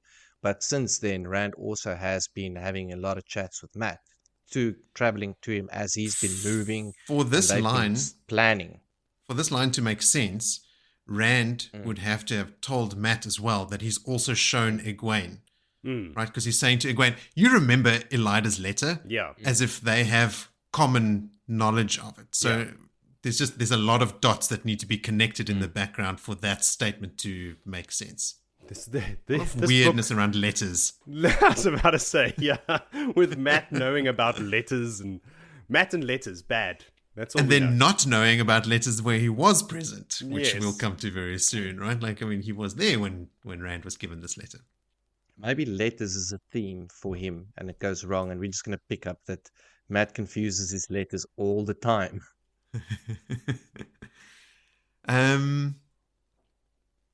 Egwene makes a statement that she says something along the lines of, as soon as we have squeezed all the good out of Matt and his band, which I found very confronting and sort of Machiavellian, like, okay, all right, you're one of those. You're also just using everyone around you. Okay. She's got a will to save. I thought about it, but you've got Rand needing to use the people that it's going to use. You've got Egwene now, and this is going to be a theme, like people needing to make hard decisions and be blunt about. Pervasive, right? Like everyone's doing it. Yeah. Get on board with it. I was also really irked and confronted by that suggestion that they could just turn out Matt's pockets and take his things. Like, that's pretty aggressive. I mean, at least Egwene sort of sanity checks them and says, if we start taking his things, how do you think he's going to react? Right? Like, that's not a good idea. When we ask him to do something later, it's not going to go down well. No. Yeah, they talk a lot about during this conversation. They talk about Matt, like, oh yeah, like Matt used to always do whatever he wanted, even if he used to get switchings for it or had to wash pots, and he would never remember to milk the cows unless his father put his butt on the stool in front of the cow. Like, they still talk about him like that all the time, which is explains these ideas. And then Elayne suggests that maybe they can teach Matt to be a general without making a fool of himself. Ooh. You know nothing, Elayne. You know nothing. Eventually, I mean, Matt takes charge of the entire, force of the light in the final book. Like, he commands the armies.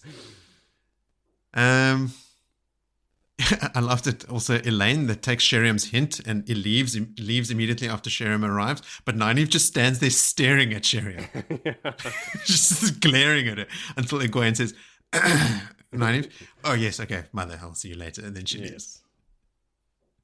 It's not just being dismissed by Sheriam. I mean, she's just been raised to Aes Sedai and is already like, okay, now I can drop this fake obedience. What else?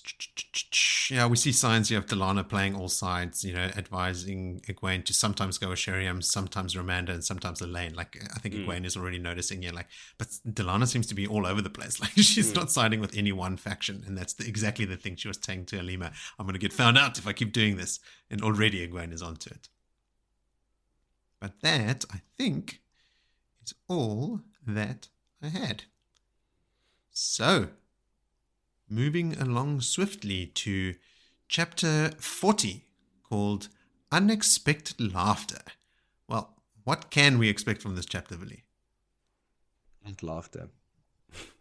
There's no laughter in this. There's not a laughing matter.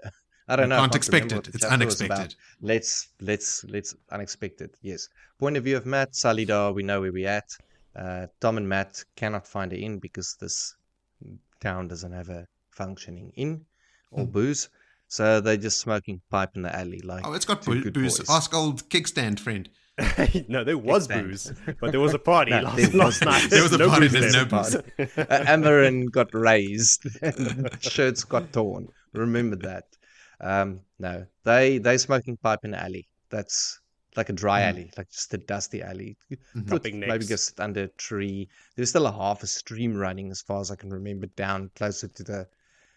Yeah, they could maybe go sit under a tree next to the stream, but the alley, like Matt sitting on a barrel, I think, or something. They're both sitting on upturned barrels, smoking their pipes in an alley. Upturned barrels. Matt have given Thom letter. We're back onto letters, and does make mention of that letter a few times. Thom's story of a woman he tried to rescue back when he was a young man that had wealth and a cart and manservants, which is quite surprising to Matt. And Thom tells him this whole story of this woman was in an abusive relationship, and it just, at the end, as he tried to rescue her, she still stood up. And the moral of the story is, don't try and save these young women. Have you ever thought about actually just helping them do what they need to do? And that gets Matt thinking a little bit. Thom also informs him that although you have your plans, I can tell you what's going to happen now. Elayne and Nynaeve is going to be going to Ibudar. And Matt's like, Ibudar? Geez, that's like, he's the few things he's heard from the boys. It's not a place to go and hang out and women have knife fights in the street. He doesn't think that's a great idea. Thom then plants the seed on Matt, like, hey, maybe come with him then. If you're so concerned, like, come, just do your thing, yeah. Thom then fingers the letter again and also informs Matt that there's 3 factions. So Thom is even playing Dice Mar in Salidar, sussing out what these Aes Sedai factions. He's already on top of it. He's seen the Lelaine. Grey Wolf is all over it, my friend. All over. Yeah, he is all over it. So he gives him a little bit of an insight of the factions. That seems to be a theme in all of it. Like whenever someone sits with Thom, he gives him a lowdown on the political hierarchy of whatever they're in. It doesn't matter. It's like, cool, I've sussed it out. That's his one magic talent. That's his skill. 100%. Like, now, in Matt's lost memory, he does recall something about Master Gil telling him something about Thom, but he can't remember. It's one of the things that he doesn't call. I think this goes back to Matt being a high something bard and to Morgaze. Thom. The court bard. Thom. The court bard. Now, Matt then spots Nynaeve. Nynaeve spots him. And she bolts, like she's not going to. And he's like, because he gave her that point finger and that stare, she's not keen on it. Vannon is now at the stables with the 2 captured scouts, who's obviously very embarrassed about their capture. But I mean, don't be too hard on yourself, lads. It was warders, and they are constantly still under. They're not imprisoned, but 2 warders don't choose to stand in the sun for no reason, pretending to have a conversation, and Matt picks up on everything. And Matt wants to see if Vannon can reach the band to give Talmans a message, which he says, I won't be able to take my horse, but I'm so inconspicuous and no one really notices me. He's in and out, so he'll take him the message, and the message is for them to sit tight. Yes, get some days past, everything's okay. Don't move, don't start a fight, just sit tight. And Vannon does that. Now we jump to an Elayne point of view, and it's now the showdown between Aviendha and Elayne. Now, Aviendha has been sharpening that knife. You know why she's been sharpening that knife? We find out now. Yeah, because a sharp knife don't cut so sore. It just cuts clean. Anyway, Elayne goes to find and track down Aviendha, who she can really believe is now being harassed to end. Like she would probably want to get out of there. And these Aes Sedai that's been magnetized to her is already having conversations like they guarantee they'll have her in white by nightfall. To which I throw my arms up, laughing out hilarious. Like, are you guffawing? You know nothing, Aes Sedai. Now, Birgitte has found out that Vanadine and Atreus is also going to be going to join them to go to Ibudar, whether it's related or unrelated. But we're sending 2 of the most senior aged Aes Sedai with them, just trying to find out what the whole push around that is. Who you are or they are? I am. Like they say, that it's basically sending some seasoned Aes Sedai with the young Aes Sedai to keep an eye on them. I'm glad it's those 2. Or just trying to keep the 2 of them busy and get them away, because there's not a hell of a lot that they do. Maybe smooth over the transition and the introduction with the what is Merilil? What is it? What is the Aes Sedai's name in Ibudar that they're supposed to go meet up with? Like they might know her, they could introduce her. Morale. I don't think they're trying to get rid of Vandine and Adelaise. There's no reason. Just wondering, putting it out there. Yeah. Now, Birgitte is also bringing up Birgitte the explanation around her being ripped out of the pattern and how it's like changing things. Like there's again a highlight into that whole thing, and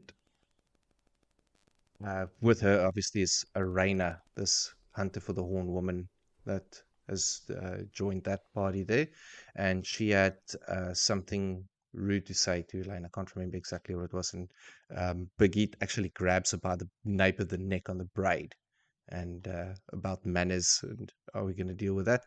Now Elayne eventually then does find Aviendha and rescues her, but Aviendha looks absolutely pained. Her face is not telling a happy story. Now Elayne has learned that Morel is the head of the Green Aja, and she's now in a level of authority. So when Elayne went to go and snatch Aviendha away from all the Aes Sedai, she could walk in to that crowd and basically just announce that she is taking her away because of her strength and the power. She's a sister now, but her strength and the power determined that she could have done that. Unless Morel was there, then she would have one-upped her by being head of the Green Aja and could have shut her down. So just a little bit of hierarchy explanation again, which is quite good to be reminded about. Like once you hit Aes Sedai level and you're that power, you're kind of in power. Yeah. Like, maybe she was... to bring to attention how powerful Elayne, Egwene, and Nynaeve are as Aes Sedai, if they are now being pushed into the maneuvering, almost if you were to say Dice Daimar maneuvering within the tower or in their little tower. And they don't have to bring it to anyone's attention. Everybody knows. You know, everyone knows how strong they are, and they're lucky more that to the reader, I suppose, more to us. Yes. Like, yes. They're lucky that Morel wasn't there because it's her house.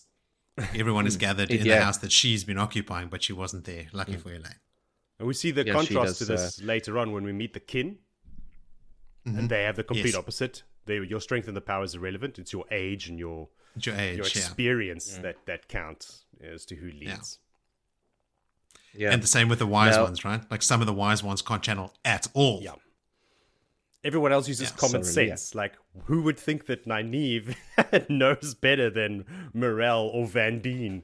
You know, yes, no, exactly. Okay, we finally get to the point where they enter, and they being Aviendha and Elayne, the little small quarters, and Aviendha then on the walk there have already picked up a stick, which she then quickly stripped off with that clean knife. So she's got a beating stick and about the thickness of her thumb and the double length of arm. So she's got a good stick there for a beating, and it's not it's a stick. Now, those kind of sticks. And the very sharp knife.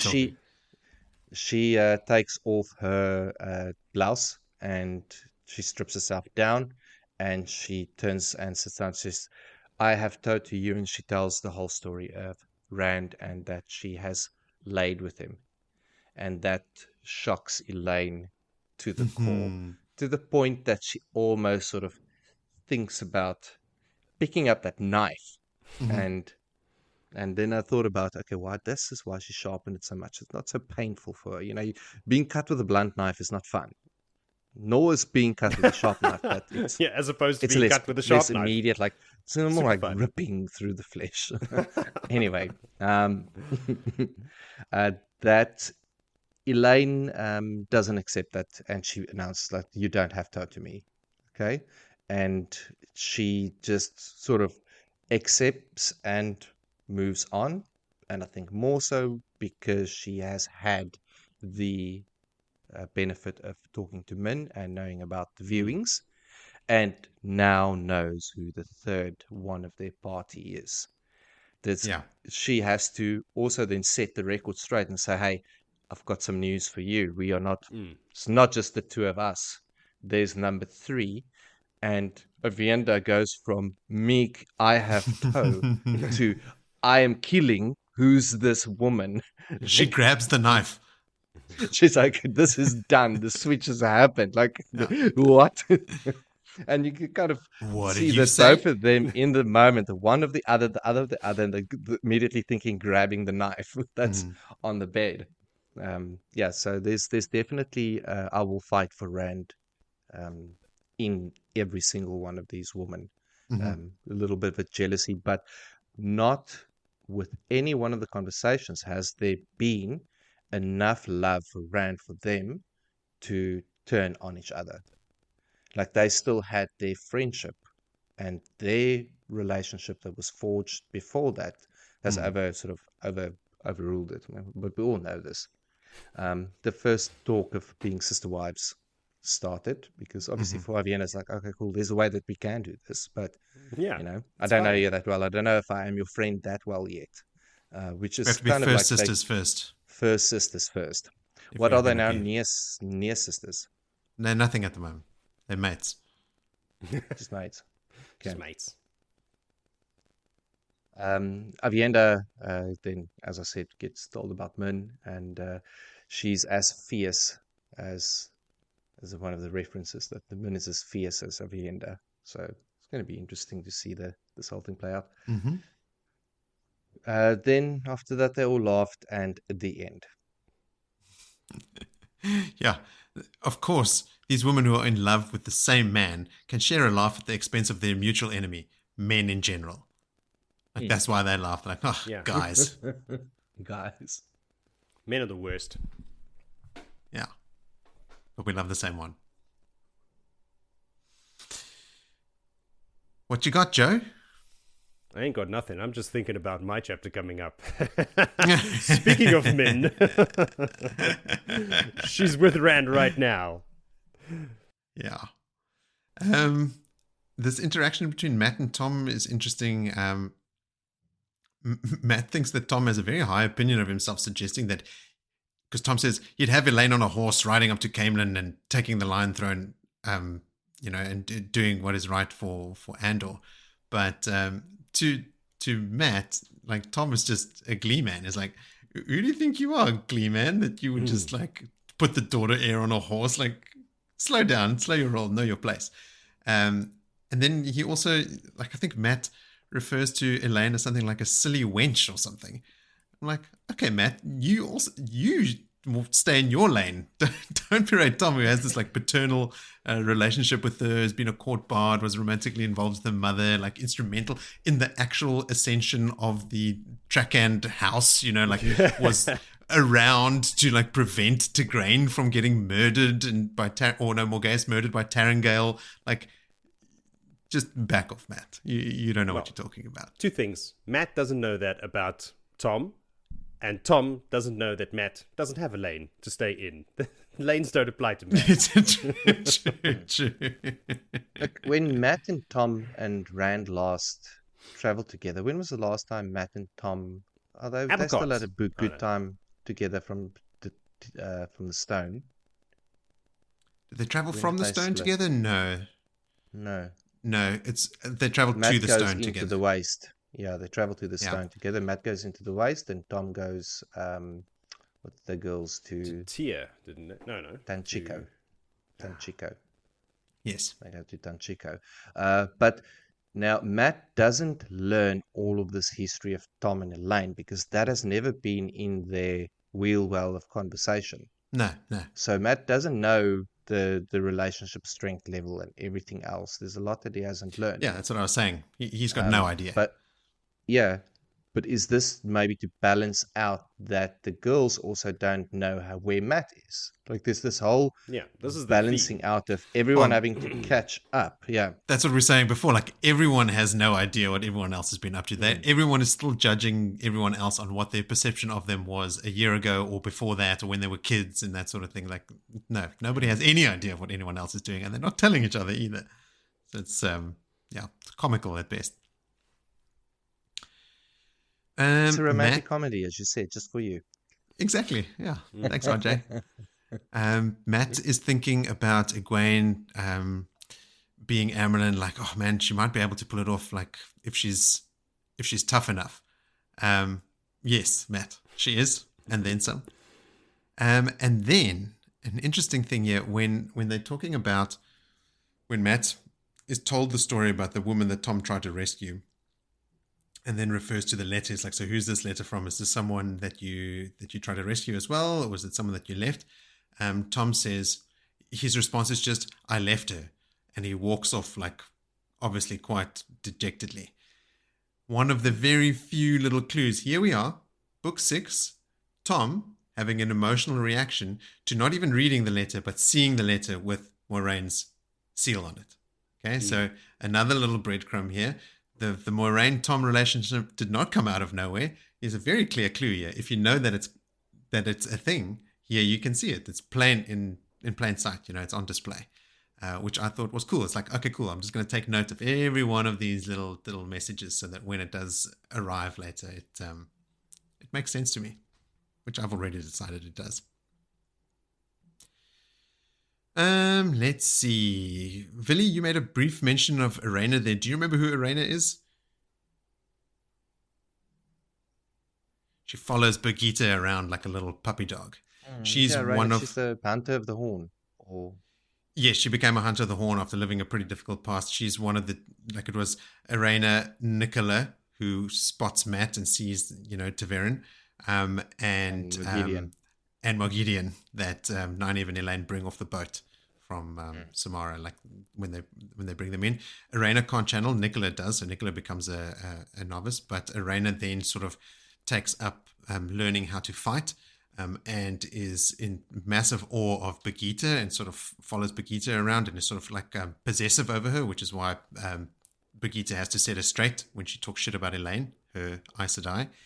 And later when Lan is on the scene, apparently Elayne also follows him around and is like super into learning how to fight and like trying to hound him for more information. And I think it's hinted that Elayne actually becomes Nicola's warder, or at least they promise to like stick together. They run away together back to the tower. Elayne goes with Nicola when Nicola runs back to the tower.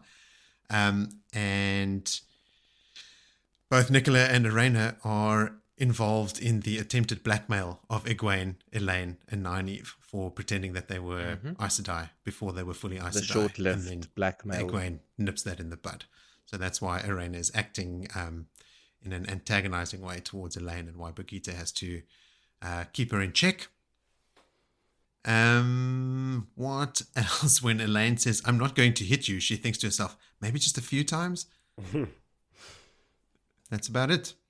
And the other notes I had, you already covered. So we can move along to Jody's much anticipated chapter where he's going to explain to us how this behavior seems normal.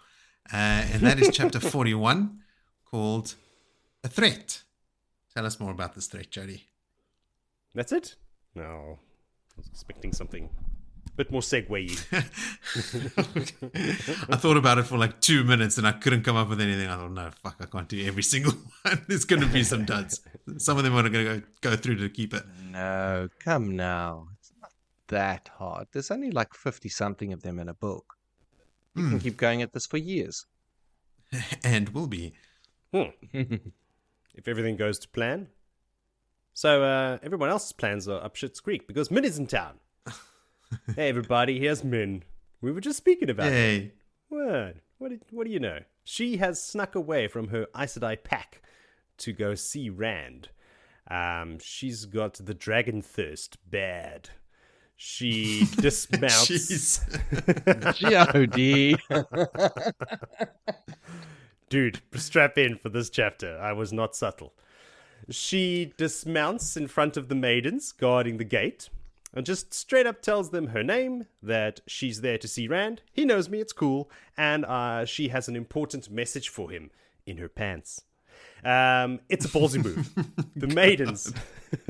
The maidens are like, okay, come with us. Like, it was so easy. Because they also know it's a ballsy move. Because you know what madman or mad woman would claim to them what she has if it was a lie, you know? Like, you'd have to be insane. So they're like, okay, cool, we'll take you to him. But if you're lying, we're going to have some fun with you. So Min asks at this point as well if someone is going to take a horse from her, or if Wild Rose, the horse's name, is going to come in with her. She doesn't think Rand wants to see the horse. The Aiel find this hysterical. So now they love Min as well. They're like, she gets them. There was much laughter. There was much among guffawing.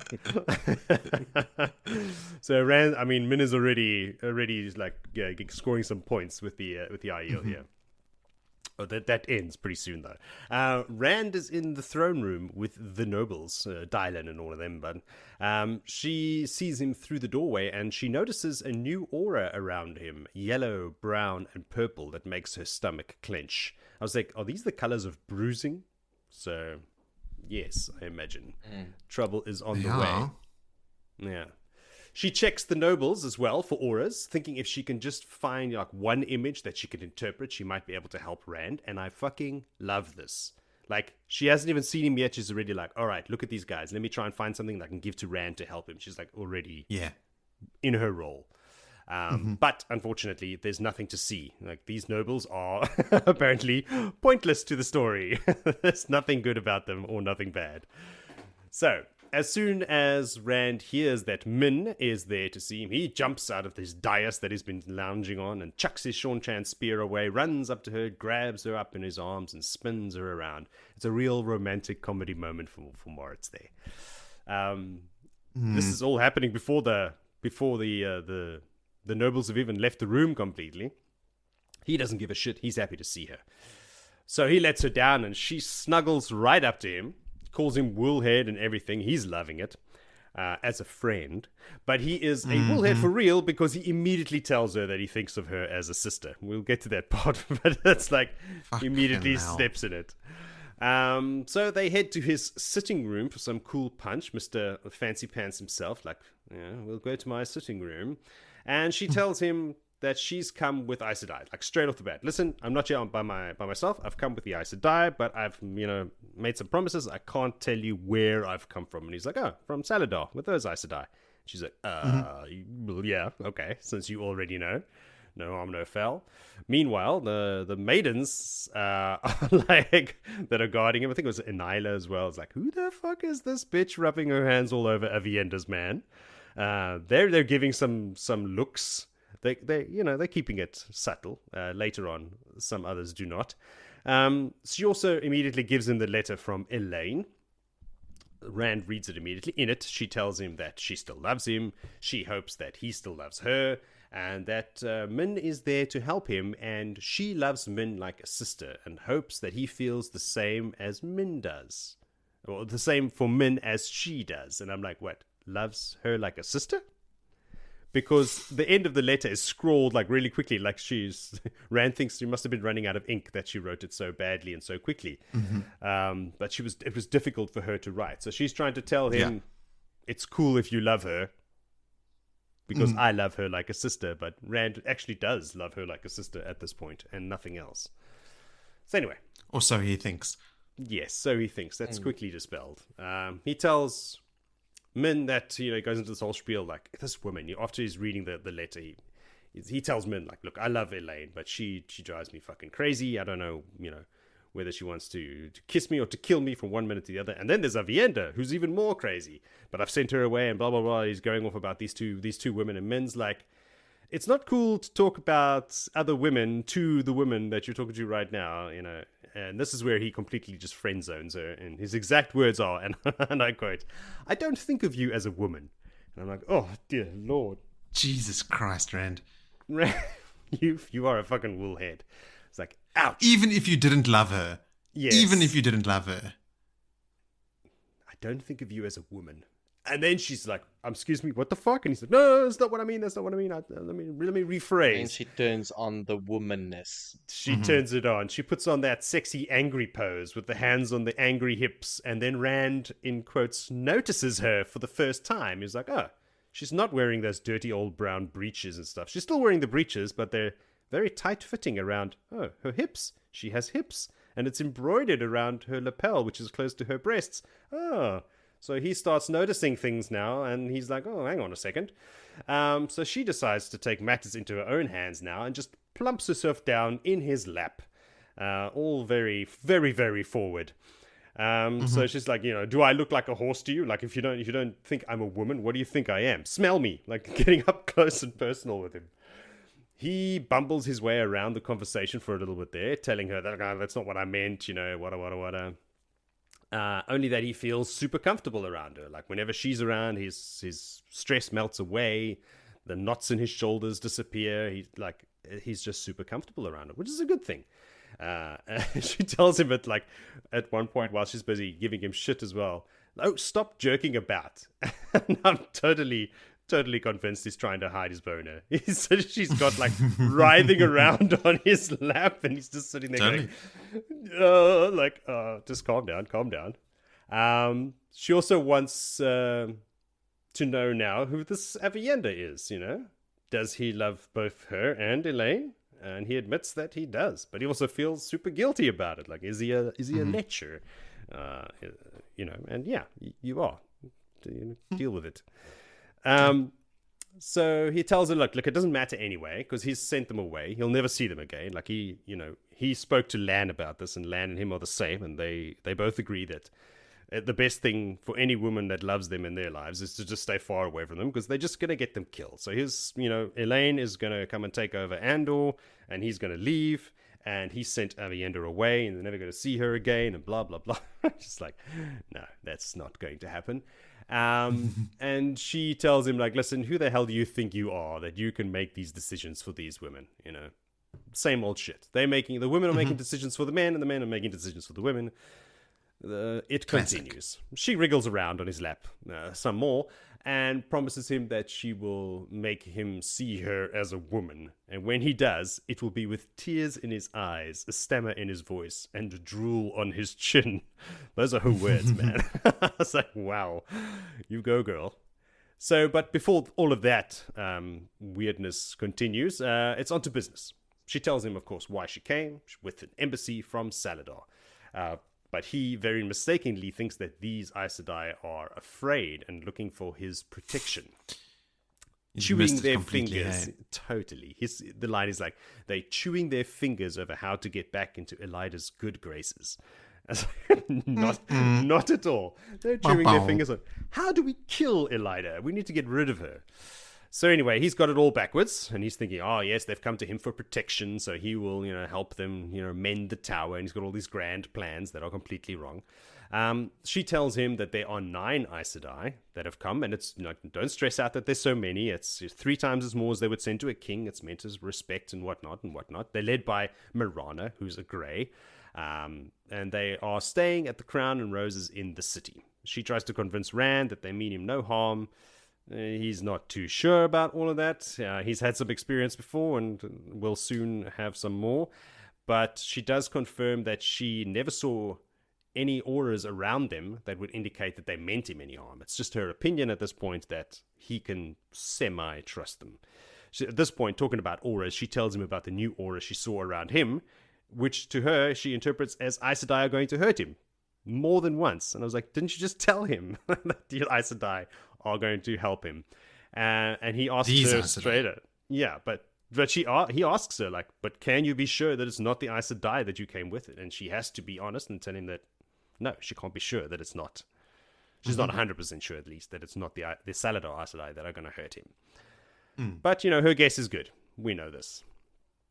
Luz, at this point, we haven't heard from him in a while. But he's still there in Rand's head, and he pipes up when he hears that there are 9 Aes Sedai. He's like, what the fuck? What's this now? And he, tries to take over, and Rand has to quickly take control again. And now that when Rand addresses Luz directly, Luz kind of freaks out and retreats. So it's getting real friendly in there. Rand tells Min to tell her Aes Sedai, listen, these are the rules while you're with me here, is that they can come 3 at a time, no more. None are to enter the inner city without his permission, and no channeling around him, and he'll know if they do. In the meantime, though, Sulin has entered the room and seen Min on Rand's lap. She does not hide her contempt as well as any of the other maidens at seeing this hussy all over Rand. She drops her tray, because remember, she's still serving her toe, and she's dressed in the livery, and she's carrying trays of wine around. And so she drops everything and That startles Min, causing her to jump up. But Rand, this is Moritz. This is where Rand pulls her back down puts his hand on her hips and pulls her back into his lap, pointedly looking at Siuan, and then chastising her for dropping the tray. Playing dangerous games here, Rand. Dangerous games. Yeah. His point is to show the maidens and Siuan that, look, I've sent, Aviendha away. I'm not having anything to do with her anymore. This is my friend Min. I expect you to treat her with respect, and if anything happens to her, I will, assume or interpret that as something happening to me. Siuan is not happy. She just leaves, and at that point is when Elayne enters. Because, of course, these are all Aiel. They just come and go as they please. No one's knocking. Yeah. She has news for Rand, Elayne, that is. She just glances at Min and says nothing. But this time Min doesn't move off his lap. The news is Egwene has left for Salidar, and he's like, yeah, I know. And that there are also pretentious Aes Sedai in the city, and he goes, yeah, I know that too. So all news that he already knows due to Min just being there. Min sees an aura around Elayne immediately and tells her, like, you are going to have twin daughters. And Elayne is like, what? Shocked as hell, because she only just found out this morning that she is pregnant. Bael doesn't even know that he has kids on the way. It is Bael, right? I'm just getting confused now. Oh, yes. But Rand tells Min that, listen, you can trust Elayne. She's a wise one, and it's weird for Rand to trust people, but he trusts her, and that she can tell Elayne about her gift. So they get into a fat chat about it, and Rand notices as well, like comments on it at least, that this is the first, he's never been given an explanation about Min's ability as much as she's giving now. But anyway, this goes on for quite some time. They have a huge fat chat about it, and now they're best friends. Eventually, Rand joins them on the floor, and they talk about how to handle these new Aes Sedai, and Min gives them a rundown of every Aes Sedai, what their Aja is, their origins, and how their personal beliefs could affect how they deal with Rand. And there's like several pages. I'm not going to go into detail about it. But yeah, basically some of the Aes Sedai are from Caemlyn, and they believe that Rand might have killed Morgase, so there might be some issues with them. Others are from like Tyr and Ilion, and they like what he's done there, and what the plans are for down south. And now that Aes Sedai can go into Tyr again, they like that, so those Aes Sedai might be more willing to help him, etc., etc., etc. So everyone's from a different area of the world, and they have different opinions on Rand and how they feel about him and how he can use that in his negotiations with them. But that's basically how the chapter ends. Yeah. Stuff really. happened. That was a very wordy chapter. It was a long one. Yeah. It was a long one. It was the longest one on the stretch. But there was a long chapter for not a lot. There's a lot of kerfuffling and lap sitting. Yes. Yeah. A little bit of knowledge. There's 11 Aes Sedai, we know. And Rand. But the big reunion, inappropriate right? things with his Rand friend. and Min. Yeah. For what will now be the rest of the books. And she's there when he loses his hand. All of that stuff. And when Cadsuane's there. Oh, yeah. His mind. Yeah. When Min comes into the city, into Caemlyn, she notices a lot of hawk-nosed men, sometimes with beards. These are Saldaeans, right? Mm-hmm. It's the army of Bashir. Bashir for Tyr. Bashir. Yeah. Bashir. Enemy Basher. We learn that Mirana Sedai is unhappy about something, and it's because she's from Caemlyn and she's seeing these foreign soldiers on Andoran soil. I love the fact that Min made that joke about the horse and that the Aiel loved it, and even Nyla, who's like trying to keep a straight face, has a bit of a smirk on her face. I mean, immediately endears herself to the Aiel. And Joe, you said it doesn't last for very long because of the whole Siuan thing. But when Elayne comes in and they sort of have a fat chat, Elayne goes, okay, cool. I will name one of my children after you. Yes. Jesus. Changes so fast. So fast. But I guess, we can sort of lean quite heavily on the Aiel are good judges of character sort of thing. Like, Elayne also says about Egwene, when talking about the Aes Sedai, she says, "I don't trust any Aes Sedai until they have shown me the honor that Egwene Elvira has. Then I will trust them." Yeah. All right, cool. That's another point for our girl. Min sees an aura around Anyla. A wreath. She did? Oh, yes. Wedding A wreath. wedding wreath? Yes, which is notable because Anyla is a maiden. So at some point she's going to forego the spear to get married. I wrote here, the old Spider-Man defense. I'm a target, so the women in my life will be targets too, therefore they cannot be around I thought me. Batman. Okay. But yes. It's a pretty well-worn trope. Yeah. He really took Lan's advice to heart. Like, I thought that Rand had sort of landed on this himself, but he quotes Lan here to say, I mean, that's pretty much why he's doing it. Another note that he's completely misinterpreting the Salidar Aes Sedai's intention. They're not ready to crawl back to Elida. Not especially now with Egwene running the show. Not exactly ready to accept his protection, as he put it. He's a woolhead. I like the fact... Yes, he is. Speaking of which, I like that he is ready to take Min's counsel. Like, immediately he's asking about her viewings. She also comments on how it's so great that he doesn't question anything about it. Like, he's just taking it at face value. So their little dynamic does play out really well and is very effective. Rand still playing his Daistai Ma tricks with the Aes Sedai, saying they offered to send only one at a time. And said, no, send 3 at a time. To let them sort of stew on, like, what does this mean? Like, does it mean he's just so confident, or is he actually powerful enough to handle 3 of us? I mean, yes, all of the above. Yes. But he quite pointedly says he wants them to stew on that little bit of, I mean, it's such a small little thing, but it's like, it's the grain of sand in the oyster that eventually becomes a pearl, right? Like, he just throws it out there just to see how it grates, like, how does it build into something? That 3 number comes from Luz as well, because Luz is confident he can handle 3.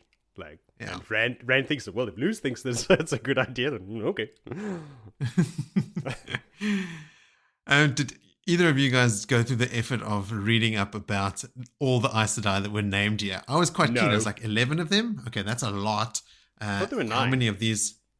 It's 9. But Rand thinks it's 11 because Varen and Alana are also there, and then it's only 2 more, and you're at 11 is 13. the count in the city. Yeah. Yes. 2 more than 13. That's the main message. That really, we know of. There's other... The Black Aja are there, because there's still those rumors floating around of that Aes Sedai about that's the healing cats. cats. Yeah. Yes. But I did go read up about all 9 of these Aes Sedai and to see what their deal is. So Marana Ambry, she can be trusted. She swears fealty to Rand after Dumai's Wells. Kyron Stang is killed by Arangar. She doesn't really amount to much other than being Arangar bait. Rafaela Sindel can be trusted. She swears fealty to Rand. Siuan Tragan swears fealty to Rand and joins Perrin's crew later. So Siuan joins Perrin and travels with him for quite a long time. Faldrin Harella can be trusted. She swears fealty to Rand. Then Demira Erif. She seems legit. She's later in Caemlyn attacked and stabbed by people dressed as Aiel, but they're notably shorter and with dark eyes. They turn out to be some of Paden Fane's white cloaks that dressed themselves as Aiel and attacked Demira. She nearly dies. She nearly dies, no, but she is healed again. Berenicia Morsad later leans toward Romanda's faction among the rebels, so she is also somewhat trustworthy as far as, like I said, I can go. She's got ulterior motives, but it's not Black Aja motives. Missouri is a name that I also remember reading a lot. She also joins Perrin later, so Siuan and Missouri are 2 Aes Sedai that travel with Perrin for quite a while. And then the last one is Valinda Nathanos. She also returns to the rebels, and she also sides with Romanda. So they might be placed in there already by Romanda. That's a shockingly low number of Black Arjas. That's not right. The whole delegation. But as we know, Varen is Black Arja, so at least one of the 11 sisters named. And we know the Black Arja. Okay, because there's already so many Black Arja in the city. Yes. These came to balance it out a bit. Okay. The quota has been filled in Caemlyn. Yeah, exactly. The Black Archer sister with the cat is Marilyn Gamelfin. Gamelfin, yes. She sounds like Gryffindor or something, like one of the houses.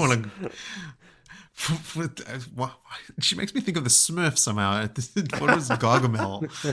Gargamel. Gamelfin.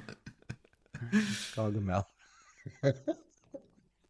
Okay, well, if you guys don't have anything else, we can move on to our final chapter for this episode.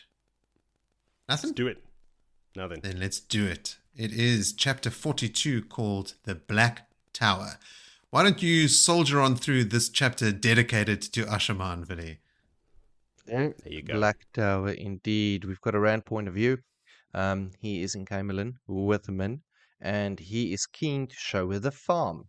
And she's not overly excited about the prospect of going to a farm filled with channeling madmen and big clients. Neither am I. Very graciously. Rand then can feel Alana, and he can feel that she's been crying. And he's like, all right, let's put some distance between myself and this nonsense. And he opens a gateway, and he goes to his farm. The farm... before we say that, as he's making a gateway, Lewis is having a little crackle and a cackle in his head. So there's a running line of commentary in his head all the time, especially when he goes to the farm, because Lewis gets really turned on by the farm. He loves it there. Lewis loves the farm. Rand then notices that the farm has had some upgrades, like there's been work done, not a little work, like a shit ton of work, and there are people, and it's a hive of activity actually. He has now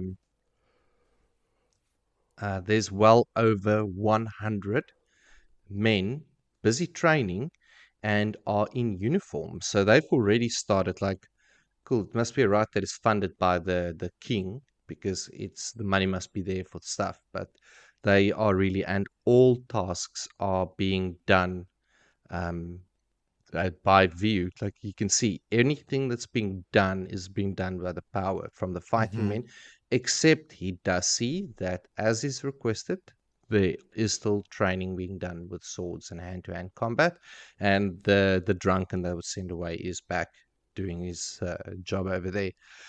Rand is stopped by a young recruit, or older recruit, Tolvar, and he gets a little bit chirpy with Rand when he tells him, well, I'm Rand. Rand is biting back, and Thom spots this and smacks the man with a club of air upside the head, below the ear, that he's out cold. Knocks him out. It's just very, very harsh school of Asha'man over here. It's going pretty rough. Rand is then joined by Thom. Luz goes nuts, and he starts sort of laying down everything. Like, he's been productive. There's men. We're working. It's going hard. But it has also come at a cost. There's already 3 men been burnt out and 1 dead. Like, this isn't like we're making diamonds, but stuff gets crushed in the process. Like, relentless. Rand decides then to give the army a name.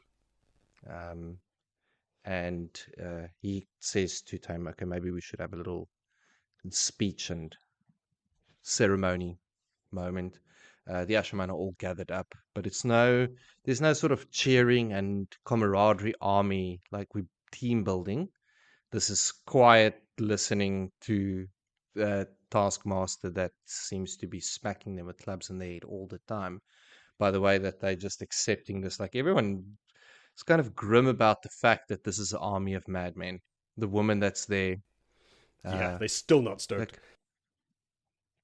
But what's interesting to see is this old men that's there as well. So they have survived this long, being able to channel somewhat. But anyway, Rand then starts to address his 100-odd strong army of men, tells them that he has got a name for them, and in the old tongue, That's an alternate name, meaning defender or guardians, the Asha'man. And he tells them that when you're finished with your training, you will be an Asha'man, and there'll be no putting out or sending away like in the tower, irrespective of abilities. We are building an army, therefore there's levels in this army, with level 1 being a soldier. Everyone that is in his army are soldiers. Cool. Level 2, you are dedicated to the cause, and level 3, you are an Asha'man. You get 2 pins, and he shows them the pins, and at the same time he pins up Thom.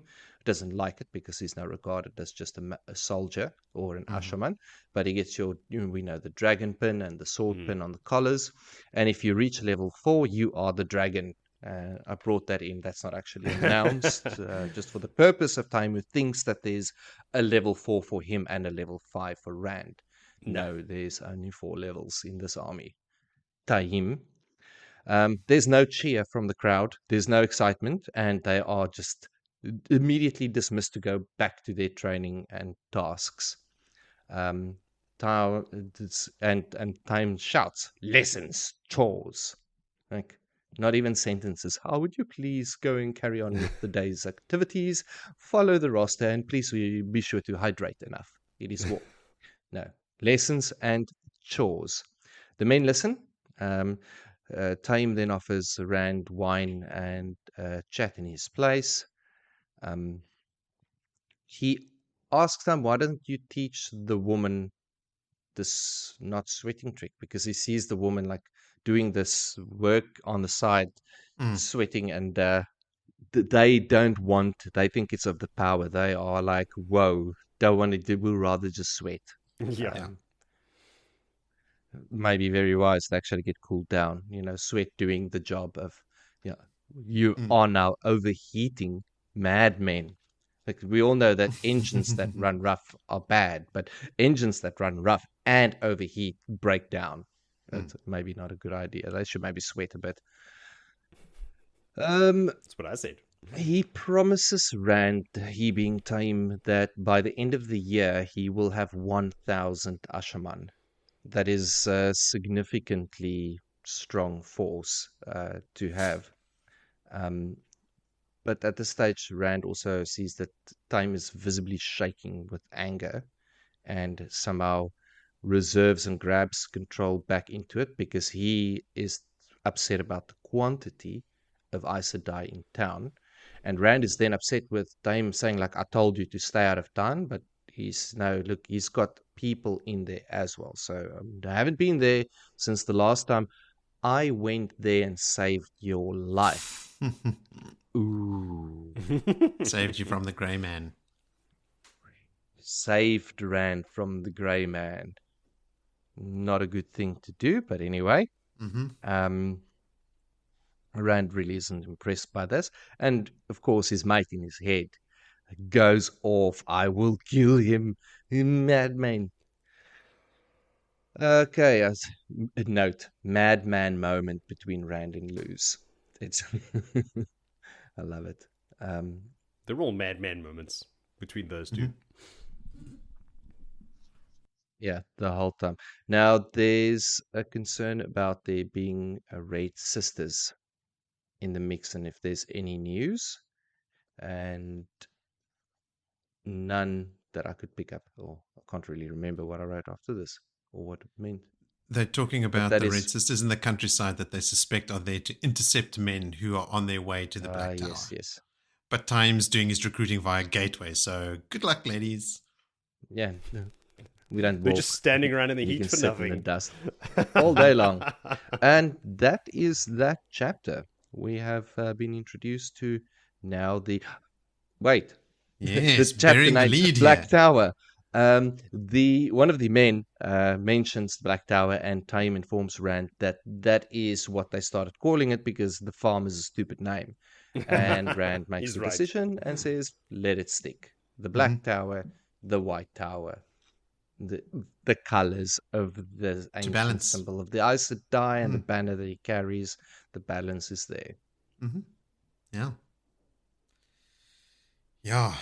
Big things happening shit escalates quickly from here for the Black Tower. Hey, I mean, they've got a lot of catching up to do, but I remember reading this book, and then by the end of it, it's I think part of the reason why Dumai's Wells hit so hard is like when the Asha'man show up, you've only just read about them a couple times, and they're like, they've just been learning some things. Just been given a name.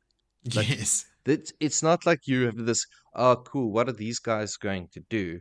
And then all of a sudden, it is just... And then at Dumai's Wells, they show up mind-shattering. and they wreck shop. Meat grinder. Yeah. They meat grinder. And you realize, what are these guys going to become? Like, this is going to be hectic. Yeah. Rolling ring of earth and fire. I think the biggest shock for me is how bad was the breaking. If this is them Yeah. calculated, acting on instruction and following orders, using the power and doing what they're doing because they're not bound by the oath rods and anything else by it, they are going to be so devastating if they go nuts, if they go crazy. Like, that's a cold hard fact. That is like, the fear. whoa. Yeah. Yeah, okay, cool. This is both awe-inspiring and awful. Well, that actually leads me to my first note, which was I was initially surprised at Min's reaction to being invited to the farm, because I mean, she's in love with Rand, but Rand is the only male channeler that she's ever met, and he's never hurt her, and they have a relationship. But the idea of going to a place where men are channeling is, even with Rand, she doesn't even want to accompany him. She is immediately thrown off, and she just wants to get the fuck out of there. She's like, I'm not coming with you. And by the way, Rand, you look very tired. Everyone's commenting on it already. Hey, like, book 6, Rand looks tired all the time. Should get there's Post Malone that has the tattoos under his eyes that say always tired. For different reasons. But yeah, the thing about the cocky Asha'man that comes up to Rand when he first arrives, and then Taim's like, well, what do you expect? You can't expect me to train these guys to, make them realize that they can destroy the world and then and then expect them to be polite about it. They're weapons. They're cocky assholes training to destroy shit. And this is who they are. Even when Rand says, I am Randall Thor, the guy doesn't like back down or anything. He's like, okay, is this all you got? And that's when Taim comes in and clubs him. Saves his life. Because that guy was like, I want to test myself against the dragon. Saved his life. That's exactly what happened. Like, Rand would have kicked your ass, dude. Maybe... You're lucky I knocked you unconscious. Taim calls over Caemlyn and Rocade to come pick up this dude's body, and they use the one power to levitate him and sort of cart him off. Those are names that you guys recognize, right? I don't. They are 2 of Taim's loyalists, and they are both involved with the attempt on Rand's life. And then later in the story, when Rand is hunting down these turncoat Asha'man, he goes to Farm Adding. You remember that part where no one can channel? He's got like a little well, like a little stored up source of the power. But he confronts these 2, Caemlyn and Rocade, in an alley. And because of the tight confines of the alley, he works it in such a way that Rocade kills Caemlyn, or Caemlyn kills Rocade. One of the 2, like, kills his own partner when he's trying to stab Rand, and then Rand kills the other one. Like, it's this like really close quarters fight, and Rand is like, he hears someone unsheath a sword or something, and then does a roll and stabs, and it's like this really, really cool fight that just shows you again how badass a blade master Rand is. It's trained by Lan and the Aiel in hand-to-hand combat, and that's why you can't rely just on channeling. No. And it's so ironic that, it's I think when Rand and Taim have this conversation, we were saying like, no, Rand is right. There are going to be times where you can't channel, like in Farm Adding or blah blah blah. And then it's 2 of these like Taim's Asha'man that do meet that fate because of the training that Rand has to fight with no power. It's also cool that the guy teaching hand-to-hand combat in this camp only has one hand. A grey old Aiel by the name of hand, not hands to hands. hand to stump combat. suppose. I tried to go look at the Aiel sort of laws and stuff to see, like, was he maybe once a thief or something? Is there a punishment where Aiel will, take a hand? But no, there's no such thing. It's all honor based, right? It's all Gaishain and Datsang and all that stuff. No Lost hand his hand chopping. in a bad bet. There's also something I noticed for the first time about Asha'man, and the name Asha'man being guardian and defender, and then Rand's explaining it to them, like, these are the people that defend the weak, and, defending the weak was the one thing that stuck out to me. I was like, oh, they're basically knights. Like, they were, that's what medieval knights were, to defend the weak. So I have a whole new outlook on what Asha'man are. Like, they are weapons, but they are also there to be like guardians. Nouts around table. Yeah. It's mentioned here, Rand thinks that the taint is somehow getting worse. He's just getting That mad. sucks. Or maybe the dark one, as he gets stronger, he has more influence on the taint. Maybe it is happening. That's just another shifting dynamic that I hadn't previously considered, that the taint is actively getting worse and probably accelerating the process of going mad. It would be a good strategy by the Dark One if you're building an army of men that can channel. Before they get too dangerous, let me make them go insane and die. It's pretty creepy how Thom thinks it's easy to take a word from men's lips. Like, he can just censor them, but then Rand thinks quite correctly, but not their minds. So that's when he says, okay, the name, the Black Tower, in that moment makes Rand smile, but later it says that he still doesn't like the name. So it's this weird love-hate relationship that Rand has with the name Black Tower. So do I. I mean, obviously the balance, the white and the black and the Aes Sedai symbol makes sense, but Black Tower just sounds evil,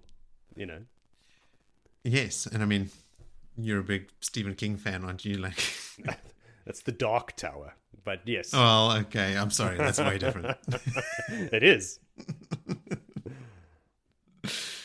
I don't remember in any of my previous readings ever visualizing this large, shiny, glossy black stone with steps cut into the back of it for them to stand on and make speeches. I don't recall either. Do you remember from reading it a couple of weeks ago or this week? That's what I remember it from, yeah, but never before that. No, it's also quite like a cool visual, like, okay, cool, yeah, the Black Tower is starting to resemble something that is not just a farm. And it's growing, eh? I like you say it's in Dumai's Wells, it's like a surprise to see them, but it's good that we have this little spot beforehand where look at everything that's been done. It was like 20 guys or in the teens the last time we saw them. Yes. Now there's 100. And the they're building speed at which it's... Yeah, the farm, it doesn't look like it used to. There's new buildings, there's new barns, there's barracks going up, like people having to sleep in tents. There's like a bunch of tents around just to house all these people. Yeah, and it's happening extremely rapidly. We know that there's less than 1,000 Aes Sedai in the world, and yet Thom is saying by the end of this year he'll have 1,000 Asha'man to match the tower. Yeah. Things are barreling ahead. Rand thinks to himself that he shouldn't be surprised to see grandfathers at the farm as well, looking to channel. My initial reaction was like, I would be surprised to see grandfathers because, channeling would drive you insane and but I guess that the older dudes would be the ones that have never channeled but have the ability to be taught how to channel. And didn't just start channeling by themselves like Rand did, in their early 20s. But yeah, I was trying to do the mental arithmetic. Like, would the madness mean that there'd be no middle-aged guys, only older guys and younger guys? I don't know. I stopped thinking about it. It's like, okay, it's fine. Getting all technical. Fantasy. Yeah. So not like me. I think the thing that awakened men that can channel was need. Rand started channeling because of the need to channel things that he needed to happen for him at that time. The first healing of Bella, like the need, the desire. So if you've born with a spark to be able to channel, and your whole life you've never had that urgent need, you've never had been faced with death or life or like Nynaeve. fight or flight. Like Nynaeve, I've had many of that. Like, I need to heal this child. I need to do this. Break bone fever. I need to shear the sheep faster is not really going to cut it. Like all of a sudden you channeled him all over his elf or something. Yeah. It's, I mean, put that into perspective, I suppose. I had forgotten that the dragon pin is not also silver. But for years now, since reading the books last, I've just always imagined them both as silver, but the dragon pin is gold, gold and enamel. I send you photos of the dragon pins and the things that I made. And one was gold. You did, Jody, but I don't commit those to memory. My next note here is, Joe, you've got pins, don't you? Well, no, I gave them away for auction at the convention. That's why I made them. Thing. Was that at Melkiricon? Melkiricon, yeah. Let's see. Oh, when Rand asks Thom who pissed on his battery, Thom deflects to the Aes Sedai in the countryside, but it's definitely the pins that got under his skin, right? Yes. Like getting sort of like downtrodden in front of all the men. Same yes, as like everyone else. pegged down, right? Like Rand is actually in charge, and he's the one doing the pinning and naming everything. And I think that is that sort of, he wants to stand out as better, like, I saved your life. Yeah, he's the Mihail, right? And he wasn't. Yes. He was nothing. He's no. And I mean, Rand thinks to himself that he just has to sort of they're the pins, that he just sort of has to hold his tongue when Thom says, yeah, when last I saved you from the grey man. Rand just lets it slide. But I thought, you don't have to let it slide. Just put him in his place. Just tell him, eat him. Stop. Give him some of his own he was wrapped up in air. You killed him when I wanted to question him. So you didn't save my life. You fucked up. And if you fuck up again, you're dead. March should have been the Dragon Reborn. And do it in front of all of the men. I am the Dragon Reborn. Didn't we just say, like, this is a very cruel place that they're training men to be, like, murderers? It is, but it's that whole thing like we sort of touched on earlier as well. Like Rand needs them, so he's going to use them and he's going to absolutely turn them into maybe not a blunt tool, but a very sharp tool. I did enjoy when Thom says, oh, well, you know, like what? If Aiel are going to start ending up dead, you're going to open my veins? What if Samael or the Forsaken want to start killing some of these Aes Sedai? Are you going to kill me? And Rand just goes, yes, you better hope they don't. There he is. There's the Rand I'm looking for. All right. He is there. He is there. All right. I'm all done. How about you guys? Done and done. I'm stoked that we have the official Asha'man title. We have the pins. Yes. Yeah, and very stoked. It's almost time to use them. And boy, do actually, they I get did put pop to quiz use. about the Asha'man. You're a little Asha'man fanboy.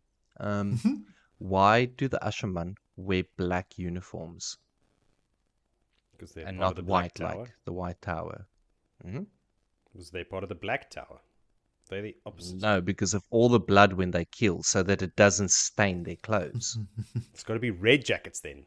I should have put them in blood red coats.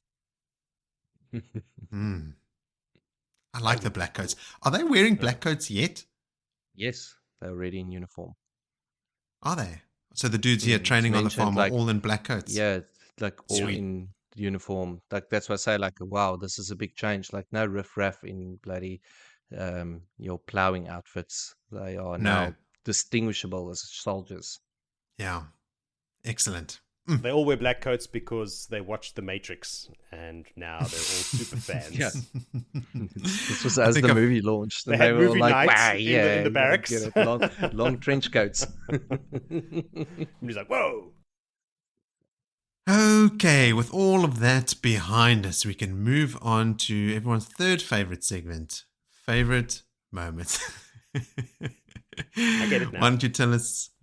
Okay, Jody's 10 out on of 10 board. stats on this podcast is made up on the spot. Yes. All right, so since you get it, Jody, why don't you tell us what your favorite moment is? I think I might be stealing your favorite moment, but it's. I mean, this is always the case. Yeah, it's when Siuan realizes that they've made a big mistake putting that stole on Egwene's shoulders, and she has that little chuckle, and then gives her a deep curtsy and asks Mother, "How may I serve and advise, or allow me?" That's that whole moment when Siuan goes, "Ooh, Y'all in trouble now. And then later, Egwene Elvira will be an Amerlin to make thrones tremble. Yeah, it is delicious. It's not my favorite moment, but it is Ooh. I incredible. thought it was an Egwene moment. It's got to be fanboy's favorite moment. But anyway, okay. Yeah, I'm intrigued. Egwene, love her. Don't forget my true love. Matt Cawthon. You didn't have to say. I know exactly what Moritz's favorite moment is. There's not even a doubt. I know exactly. But yeah, Joe, I mean, that is great. And like, again, Swan, very well established by Robert Jordan as this extremely capable, driven, proud, like just this, what you would imagine the person occupying the Amerlin seat would be, right? Like she is the textbook Amerlin. And for her to be the one to say, yes, Egwene is going to be even better is like a massive, massive vote of confidence. It's epic. How about you, Vil? I was going to throw a very weird one into here, but I like the focus on Vannon, like actually now showing his ability and skills as a horse thief, and like he is able to not just get in and out of Salidar, but get back in again and back out again to cart messages. He's a formidable, skillful, big, noticeable man that you just won't. Yeah, obviously not that noticeable. But also a bit like a grey man, in that he is so unobtrusive and so average. Yeah, so average that, not noteworthy man at all. And yet has the skill and can ride like the wind, right? Like he is like an expert horseman. It's he was a favorite character of mine for many, many years. Like I also like him a lot. He's great. There is honorable mentions. I'm gonna leave your honorable mention I had in there for you to about Matt. But good to see Min and Rand back together. We do know that this is a very big part for the rest of the story now. It's going to start setting it up. Rand is an idiot. We know that. He doesn't know how to deal with women, so I'm not going to say much about that. I mean, that whole scenario, like I said right at the beginning, like it played out really weird. And I mean, we didn't really delve into it except for commenting that it was weird because I also can't quite put my finger on it. Like, I don't know what it is about it that puts me off, but maybe it's like Rand's.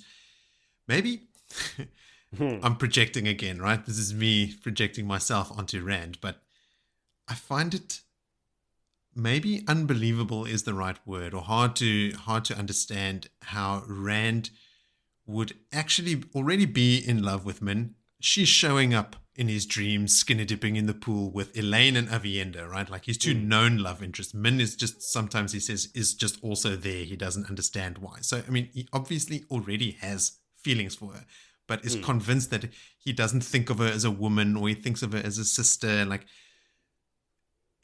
if anything, like if I had to take my adolescence, my young adulthood as an indication, it would be the other way around. Like you would have someone that is just a friend or an acquaintance, something you're like, wow, do I love this person? I'm super into this person. It's just a weird reversal of that dynamic that I just cannot relate to. Maybe that's what it comes down to. Like I just can't relate to it. I can say in that and add in is every time that Min has been like super loving and committing herself to Rand and all the rest, he's been passed out and stabbed in holes in his side and busy dying. So he hasn't really been privy to the things that we know. No. Maybe. But he's also dreaming about her and thinking about her. Like there's been numerous times where he'll think of Aviendha. As a young man had a dream about a girl that you've never ever had anything with? Never had anything with, but wanted to. My dreams were reserved exclusively for those. That's the worst ones. No, but I mean, there's been numerous times where we've been told when Rand is thinking about Elayne and Aviendha, for some reason he thought of Min in that moment, or like there's multiple times that has happened. The dream of him swimming in the pool when Lanfear shows up and Asmodean is there, and Min is there. Like it's in his head somewhere. It's in his subconscious. It's there in his head with the rest of the wool. That's why. But yeah, okay. Look, if I can boil it down, I think it's like I can't relate, and that's maybe why it's weird for me. But it is, not to take the thunder away from your favorite moment or your honorable mention, Phil. It is awesome to see them together now because they work well together as a team. Rand gets a lot of value out of her viewings, and she does offer him support. She's the one that's sort of like always soothing his nerves and stuff. Like when he gets really frayed, like when shit gets real hectic later, she is the one that helps him sort of maintain what shred of sanity he has left. So it's cool to see them together. Up until this point in the story, Min's character has not been that big one. Like, yes, she got Siuan out of the tower, and that was an instrumental part that brought the Salidar on that. But she's just been sort of like a side character almost, some to think to it. But now it is where you really fall in love with Min, and this is the part where she just became such a favorite of mine. I'm looking forward to this, that we finally reach this point now where Min is with Rand and grounds him in a big way. Yeah, because he's already been like, he looks like, like he looks at people with this like icy cold stare. He's like all somber and all woe's me, weight of the world on my shoulders and everything. And when Min shows up, he's like running over to her and like spinning her in the air and stuff. And you can immediately see, like, at least for that moment, the burdens of being the Dragon Reborn have been lifted from his shoulders. Okie dokes. My favorite moment is Matt's whole entrance in Salidar and his whole like just interaction with Egwene. It's just the way that he just barrels into the room and like throws the stole on the table and then tosses his hat on top of it and sits on the chair and puts his feet up on the desk. It's just classic Matt Cawthon. And I love that when Nynaeve kicked him, he knows they can't channel at him, so he's just like starts stalking over to her, and Nynaeve like generally starts getting alarmed, like she's looking over to Egwene to like help her out, and eventually Egwene has to do something about it. Just love Matt and his ways. About the mechanics of the medallion. If Egwene was at that moment, say Matt moved fast on Nynaeve, and she channeled a wall of air between the two. The same thought. If Matt walked into the wall, would it disappear, or would the wall stop him then? I think the wall would disappear. I agree. But it's not channeled at him. Like it's when they. But he'd be touching the weave. When the weaves touch him, they. But I mean, if you channel a weave, and then the weave becomes a wall. If he touches it instead of it touching him. Yeah. But what I would think what Egwene could do is if she uses flows of air to, say, pick up the table and push the table up against Matt, or pin Matt to the wall with a table.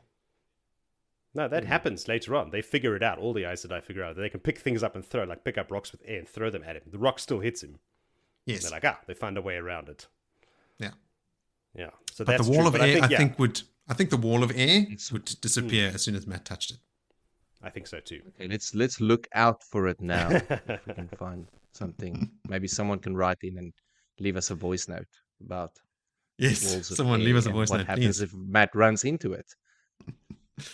I've got a couple honorable mentions. I'll rattle them off quickly. Mogehedien's fear of Egwene, creating the gateway so easily and being caught in a lie about the heat and everything. She's like, oh, fuck. Okay, cool. Sorry, everyone. Okay, I'll step back into line now. And the ease with which Egwene just, created that gateway in front of her. I wanted to put that into perspective. Mm-hmm. That is the fear that she's feeling. It's like, flip it over, like the fear that someone must be feeling if they're facing the Dark One or one of the Forsaken. That's the level of power of the light of Egwene coming in and just barreling onto her. It's like she also has the hate of the Adam. She has had the flip around it. She knows how to hurt through that thing more than anyone else. And that is a frightening moment. Mogehedien's been just like scrubbing pots and being a well of one power for Nynaeve and stuff for quite a while now. Hey, like she must be. don't know if she'd be getting resigned to her position, but like there's no way out for her until Halima comes around and frees her. She is proper fucked. Surprising that she didn't get a little bit of Stockholm syndrome in that whole period of time, like almost like a Theoden Greyjoy type. Bruce Bolton, whatever, what's it? Bastard Bolton. I think Mogehedien is Ramsay. just too evil, like too narcissistic, too like she could never fall in love with someone else, regardless of the situation. Like No. she's Also, just incapable thousands of of that. years versus a couple of weeks, couple of months, you know. Suppose. There's a long history there of maybe other things that she fears even more. I loved Aviendha getting instantly murderous when Elayne tells her there's another woman and grabbing the knife, like, where is she? And then I also loved Egwene immediately starting to manipulate Sheriam, Ramonda, and Lelaine by using her people, which is great.